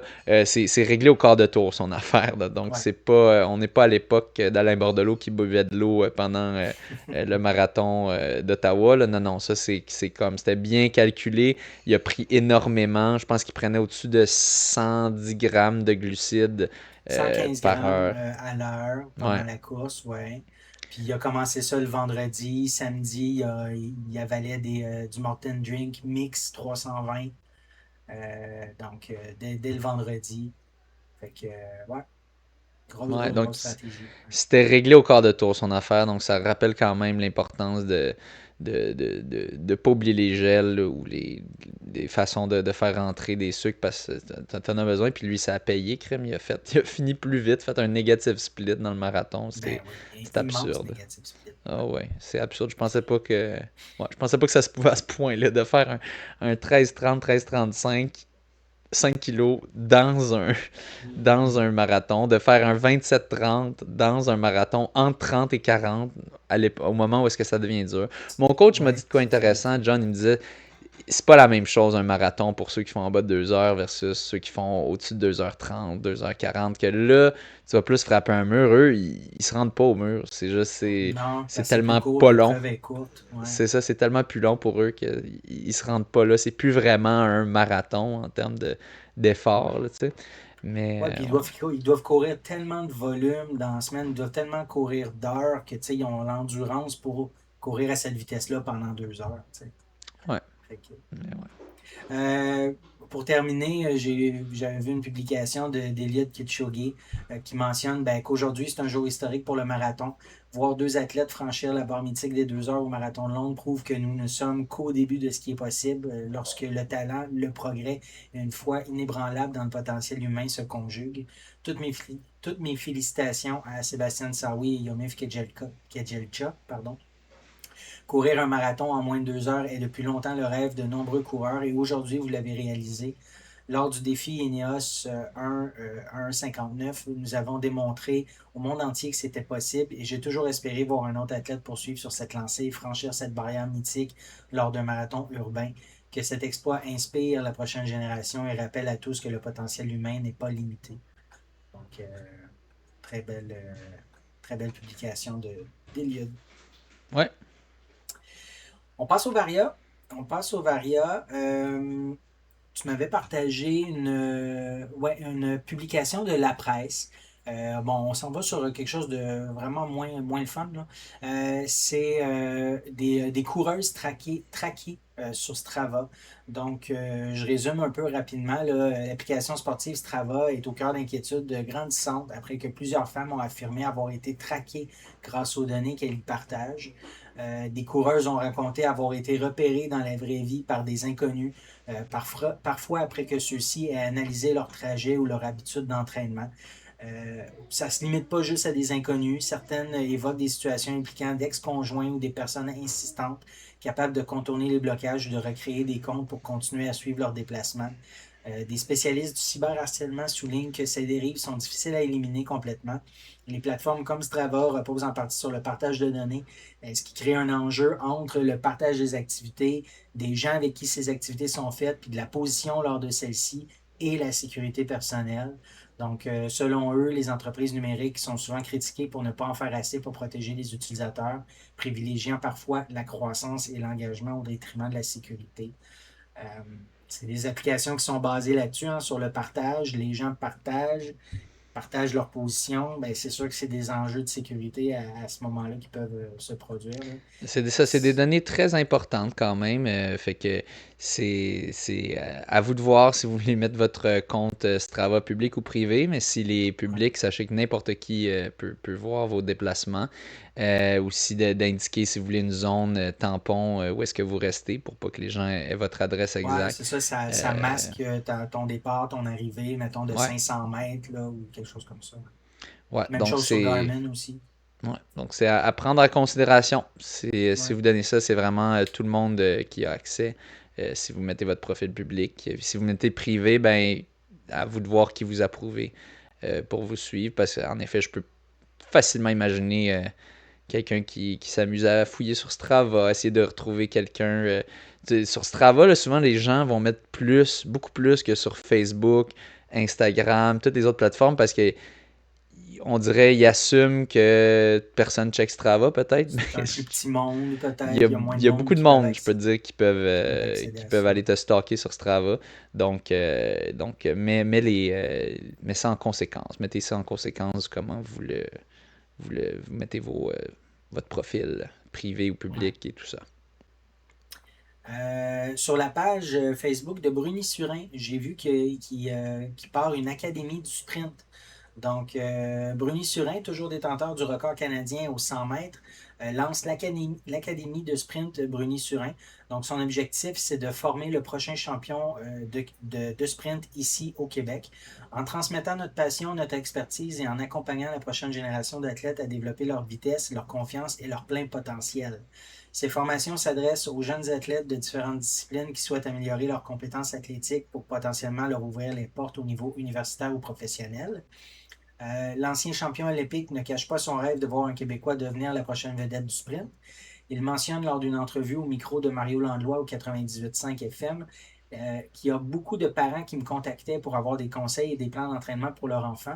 J'ai toujours voulu m'impliquer dans le coaching. Ça fait quelques mois qu'on a lancé l'académie tranquillement. On a déjà des jeunes qui sont dans le hockey, le football ou le basketball. C'est vraiment un plaisir de les accompagner. Il y en a plusieurs qui veulent poursuivre jusqu'à l'université. Il y en a qui veulent être professionnels. Avec l'expertise qu'on a, on essaie de les encadrer du mieux qu'on peut. Donc, ben c'est ça. Dans le fond, c'est cool. Tu sais, vraiment une académie pour vraiment axée sur le sprint, l'intensité, la vitesse pure. Je trouve ça le fun. Je pense qu'il n'y en a pas beaucoup là, de connaissances. C'est la première fois que j'entends parler de Bah, ça. sinon, c'est des clubs d'athlétisme puis de spécialiser dans le sprint, mais souvent on voit plus ça Ouais. au niveau universitaire, un peu moins au niveau civil, c'est plus rare, là. C'est ceux qui se spécialisent là-dedans. Donc, ouais. Ouais. On va parler de certains records. Donc, un record du monde aux 200 mètres U20, c'est Gaut, l'Australien. Donc, c'est lors des championnats australiens à Sydney. Le prodige de 18 ans, Gaut, a couru le 200 mètres en 19 secondes 67 centièmes, établissant un nouveau record du monde U20. Une performance impressionnante à plusieurs niveaux parce qu'il s'agit de son premier passage officiel sous les 20 secondes. 19,67, OK, une grosse amélioration, avec un vent parfaitement légal, et parce que ce chrono le place au sommet de l'histoire chez les moins de 20 ans devant un certain Usain Bolt qui détenait jusque-là le record à cet âge. C'est une progression fulgurante du jeune Australien. À 16 ans, il courait déjà plus vite que Bolt au même âge. Et en l'espace de 2 ans, il est devenu un phénomène mondial du sprint.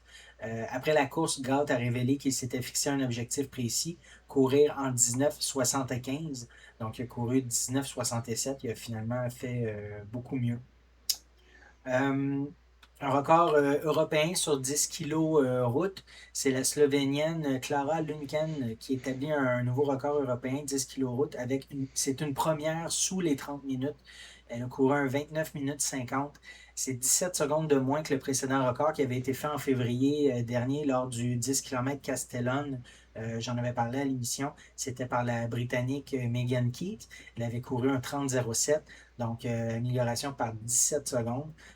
Pour Clara Lunken, c'est un PB par 36 secondes. Elle qui avait couru un 30-26 lors du Castellon 2025. Aussi, à nouveau, Ashley Paulson, qui venait de faire le record 100 miles sur route, elle réplique ça sur tapis.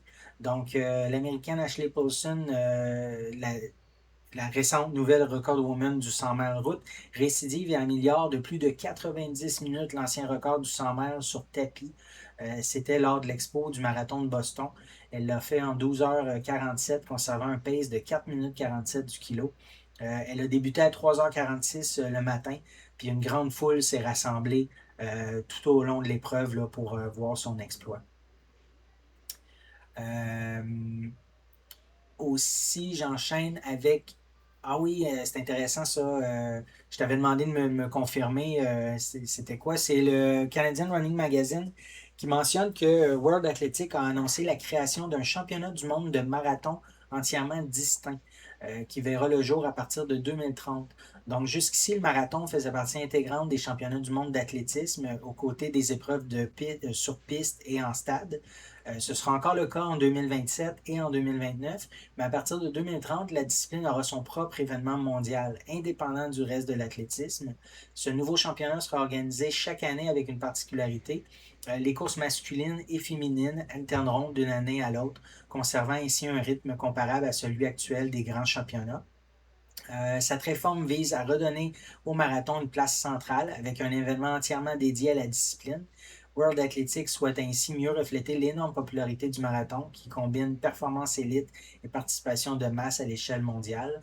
À partir de 2031, le marathon disparaîtra complètement des championnats du monde d'athlétisme, marquant la fin d'une présence continue depuis 1983. Donc, c'est quand même cool qu'il va avoir vraiment son propre événement à chaque année, alternant hommes et femmes. Ouais, je trouve que c'est une bonne chose qu'ils le séparent, parce que justement, tu avais sûrement des athlètes qui voulaient compétitionner sur 10 000 et marathon qui pouvaient pas, parce que c'est juste trop. Ouais. Donc là, ils pourront, vu que ce sera des années différentes. Je comprends juste pas pourquoi ils alternent homme-femme, pourquoi pas juste faire une année, tu fais homme-femme, puis bon, l'autre année, tu fais L'autre année, t'en rien. fais pas. Parce que des fois, en tout cas, ça va être en conflit avec d'autres. Mais bref, c'est bien correct. C'est juste, les gens ils vont voir pourquoi il y avait juste une course d'hommes. Puis ils vont se demander pourquoi, puis un an plus tard, ils vont avoir leur réponse. Pourquoi il y avait juste une course de femmes? Puis bon, ça fait un petit cycle. Mais oui, c'est une bonne chose. Puis aussi, c'est pour refléter la popularité du marathon, qui est juste une classe à part, qui est quelque chose de très, très, très populaire. Donc, d'avoir son propre événement, je pense que c'est une bonne idée. Ouais. Publication de Distance Plus, c'est l'ultra-trailer Mathieu Blanchard qui signe chez Kip Run pour les 3 prochaines années. T'avais-tu vu ça passer? Oui. Donc, Mathieu, il va co-développer les solutions de demain pour transformer les exigences du haut niveau en bénéfices tangibles pour chaque trailer, souligne Kip Run dans un communiqué. Donc, en signant avec la marque nordiste, Mathieu Blanchard, deuxième de l'UTMB 2022 et de la Hard Rock 2025, qui courait depuis presque 10 ans sous les couleurs de Salomon, souhaite connecter sur tout ce qui l'anime, la performance, l'aventure et l'innovation. Donc, il mentionne aujourd'hui, je rejoins Kipron pour amplifier tout ce qui me constitue, l'athlète, l'aventurier, mais aussi l'ingénieur, écrit-il sur ses réseaux sociaux. Il a fait une publication de sa première expérience dans sa nouvelle école. Je vais vous la lire. Donc, comme un enfant qui change d'école en cours d'année, j'avais ce mélange d'excitation et de stress pour mon premier jour dans ma nouvelle classe. Le bisoutage de mes nouveaux camarades s'est bien passé. Les profs et le staff sont vraiment cool. Pas de temps à perdre. Premier cours de PS dans les calanques. Ouais, ça, je saurais pas c'est quoi. Éducation Repas bien... physique Ah et oui, à la ok, ok. santé. Ouais. Ah, ok, cool, merci. Repas bien meilleur qu'à la cantine, un peu d'art plastique pour imaginer les joujoux du futur, des journalistes à qui présenter nos œuvres et même une classe verte en mer. Donc, merci Kipron pour l'accueil. Je trouve ça cool, c'est intéressant là, d'avoir une nouvelle diversité là, de Kipron qui s'en vient là-dedans, là, dans le monde du trail. Là. Ouais. Puis un peu comme c'était Charles Philippe Batistuta qui avait rejoint Salomon. Peut-être qu'il a pris sa Ouais, place. ouais, Mais tu sais, qui va travailler avec eux pour le design puis tout ça. ouais. OK, on rentre dans les histoires de disqualification. Donc, au marathon Two Ocean en Afrique du Sud, deux hommes ont été disqualifiés après avoir couru avec le dossard d'une femme. Là, vous allez dire, ouais, tu sais, ça arrive régulièrement. Sauf que le problème, c'est que les deux coureurs, Luke Jacob et Nick Bradfield, ils ont terminé respectivement septième et dixième chez les femmes. Donc, l'affaire a été vue via des photos publiées sur les réseaux sociaux montrant un homme portant un dossard féminin, puis par une incohérence dans les résultats chez les positions du haut, avec plus de temps enregistré que de femmes réellement vues à l'arrivée. Bon. Donc, une des femmes qui s'est fait remplacer, elle explique qu'elle ne pouvait pas courir à cause d'une blessure, puis l'autre n'a pas donné de raison. Donc, les quatre devraient être bannis de l'événement pour 2 ans. Donc, c'est ça. Je trouve quand même drôle que c'est deux cas pareils lors du même événement. Ouais. Un seul, ça aurait été OK, mais deux, fait que septième et dixième des hommes qui couraient pour des femmes. On l'a déjà dit, hein, si vous courez avec le dossard d'une femme, arrangez-vous pour arriver plus loin. Hein. Ouais. Arrivez plus loin, vous faites le transfert officiel. Ouais. Ouais. Lors du demi-marathon de Beijing, un robot humanoïde a tout simplement couru plus vite que les humains. Ça aussi, ça a beaucoup passé dans les nouvelles à la télé, tout ça. Ouais. Donc, le robot baptisé Lightning a été développé par l'entreprise Honor, qui a complété 21,1 kg en 50 minutes 26 secondes, battant au passage le record du monde humain établi à 57 minutes 20 secondes. Donc, c'est quasiment 7 minutes de mieux. Une progression spectaculaire parce que l'année précédente, le meilleur robot avait mis plus de 2h40 pour finir la même distance. La course réunissait plus de 12 000 coureurs humains et plus de 300 robots. Les robots évoluant sur un parcours séparé, naturellement, pour éviter les collisions avec des humains. Mais tout n'a pas été parfait. Certains robots ont chuté, percuté des obstacles ou même eu besoin d'assistance en cours de route. Preuve que la technologie, aussi impressionnante soit-elle, reste encore en développement. Mais malgré ces ratés, c'est assez clair. En seulement 1 an, les robots sont passés de participants anecdotiques à véritables élites capables de rivaliser et même de surpasser les meilleurs humains. Donc, c'est ça. Ouais. Il y Les avait des vols meilleurs de robots, vidéo. d'habitude, pour les courses, c'est comme des petits chiens. Ils ont comme quatre pattes puis ils vont. Mais là, Ouais, c'est des ouais. robots Mais humanoïdes là, qui c'est sont vraiment sur deux debout. pattes. Ben Donc, ouais. c'est plus difficile Exact. de les faire tenir debout sans qu'ils Oui. tombent. Ouais, parce que puis une fois qu'ils tombent, là, j'ai pas vu, il y en a peut-être qui se relèvent tout seuls, là, mais plusieurs ne se relèvent pas tout seuls. Puis juste Ouais. en tombant aussi, ben, ils se brisent, là, ils peuvent se briser. Fait que, Ouais, t'as vu le vidéo ouais. du truc du robot qui bêche dans un petit tapis de Oui, puis tu course. sais, Là. Ouais. il bêche, puis il veut continuer de courir. Fait que là, il continue à faire le mouvement, mais il est couché par terre. Fait que là, tous les morceaux volent partout. C'est très Ouais. drôle. Finalement, la Fédération World Athletic a récemment pris une décision forte pour protéger l'intégrité du sport. Elle a refusé le transfert de nationalité de 11 athlètes vers la Turquie. Ça aussi, on en avait déjà parlé. Donc, au cœur du problème, c'est une stratégie jugée trop agressive. Selon l'instance, ces demandes faisaient partie d'un plan coordonné par le gouvernement turc pour recruter des athlètes étrangers, notamment du Kenya, de la Jamaïque, du Nigeria et de la Russie, en leur offrant des contrats financiers très attractifs. Parmi les noms impliqués, on retrouve même des athlètes de haut niveau, dont l'ancienne détentrice du record du monde du marathon, Brigitte Kosgei. Mais pour World Athletic, accepter ces transferts aurait compromis un principe fondamental. Un athlète doit avoir un lien réel et légitime avec le pays qu'il représente. Ces règles, renforcées depuis 2019, visent à éviter que les équipes nationales deviennent essentiellement achetées sur le marché international. Ouais. L'objectif présumé de la Turquie était clair, renforcer rapidement son équipe en vue des grandes compétitions à venir, notamment les Jeux olympiques de Los Angeles. Donc le résultat, c'est que 11 demandes ont été rejetées. Les athlètes concernés peuvent toujours s'entraîner ou participer à certaines compétitions, mais ils ne pourront pas représenter la Turquie sur la scène internationale. C'est une bonne chose. Ouais. Yes. Ça se conclut de même, mon François. Génial. Donc, ouais, toute une nouvelle qu'on a eue, en tout cas, Ouais. cette fin de semaine dernière. Moi, je me suis réveillé, mon fil d'actualité Facebook était rempli c'est ça, Oui. du marathon Sub 2, assez fou. J'imagine qu'il y a bien du monde que ça va peut-être inspirer à commencer la course ou je sais pas, à continuer l'entraînement ou essayer de s'améliorer. Peut-être pas de faire le sub 2 parce que c'est assez incroyable ce qu'ils font. Mais je pense Ouais. que en tout cas, Adidas va faire bien, bien du cash ces prochains mois et cette prochaine année. C'est sûr. À suivre, n'hésitez pas à nous laisser savoir en commentaire. Qu'est-ce que vous pensez de tout ça? Est-ce que vous pensez que le soulier faisait une grosse partie de la différence? Est-ce que, euh, Est-ce que est-ce que ça, vous allez oui, avec tous les l'acheter? efforts pour prouver qu'il n'est pas dopé? Ouais, est-ce que Et c'est suffisant Adidas pour aussi. vous? Adidas, Ouais, c'est important pour Adidas aussi. Là. ouais. Mais honnêtement, les compagnies, en, en réalité, je pense qu'ils s'en foutent un peu de. Ils Ah veulent oui? juste des athlètes qui performent, mais là, ils ont spiné ça marketing Adidas. Ils ont dit là, Ouais, notre marketing, c'est qui est clean, fait qu'on va mettre de l'argent pour ça. c'est ça. Mais dans les faits, les En compagnies, général, ils ça veulent des fait athlètes qui Adidas, gagnent. Ouais, ils ouais, mettent mais, l'emphase là-dessus. Là. Ouais. ouais, ouais, mais les compagnies veulent des athlètes qui gagnent, qui font des records. C'est tout ce qu'ils Mm. veulent, là. Mais là, Ouais. dans ce cas-ci, ils voyaient que s'ils gagnaient, mais ça paraissait pas qu'il était clean, mais là, peut-être que ça serait pas bon. Je sais pas d'où est venue l'idée, si c'est Adidas qui l'ont approché ou lui-même qui a eu l'idée de faire ça, mais en tout cas, c'est un très bon coup parce que ça nous empêche vraiment de douter fortement de ça parce Ça que n'empêche là, pas tout le ouais. monde, mais ça en empêche Non, certainement. mais je pense que les gens qui doutent, c'est les gens qui savent pas le processus qu'il a fait. Ouais. Mais c'est ça, une fois que tu le sais, t'es comme ah, ok, ouais, c'est assez difficile d'essayer d'insinuer il est pas propre parce qu'il a fait pas mal d'étapes pour le prouver. Donc, Ouais. euh, donc ouais. Donc, merci pour votre écoute et sur ce, Yes. bonne course.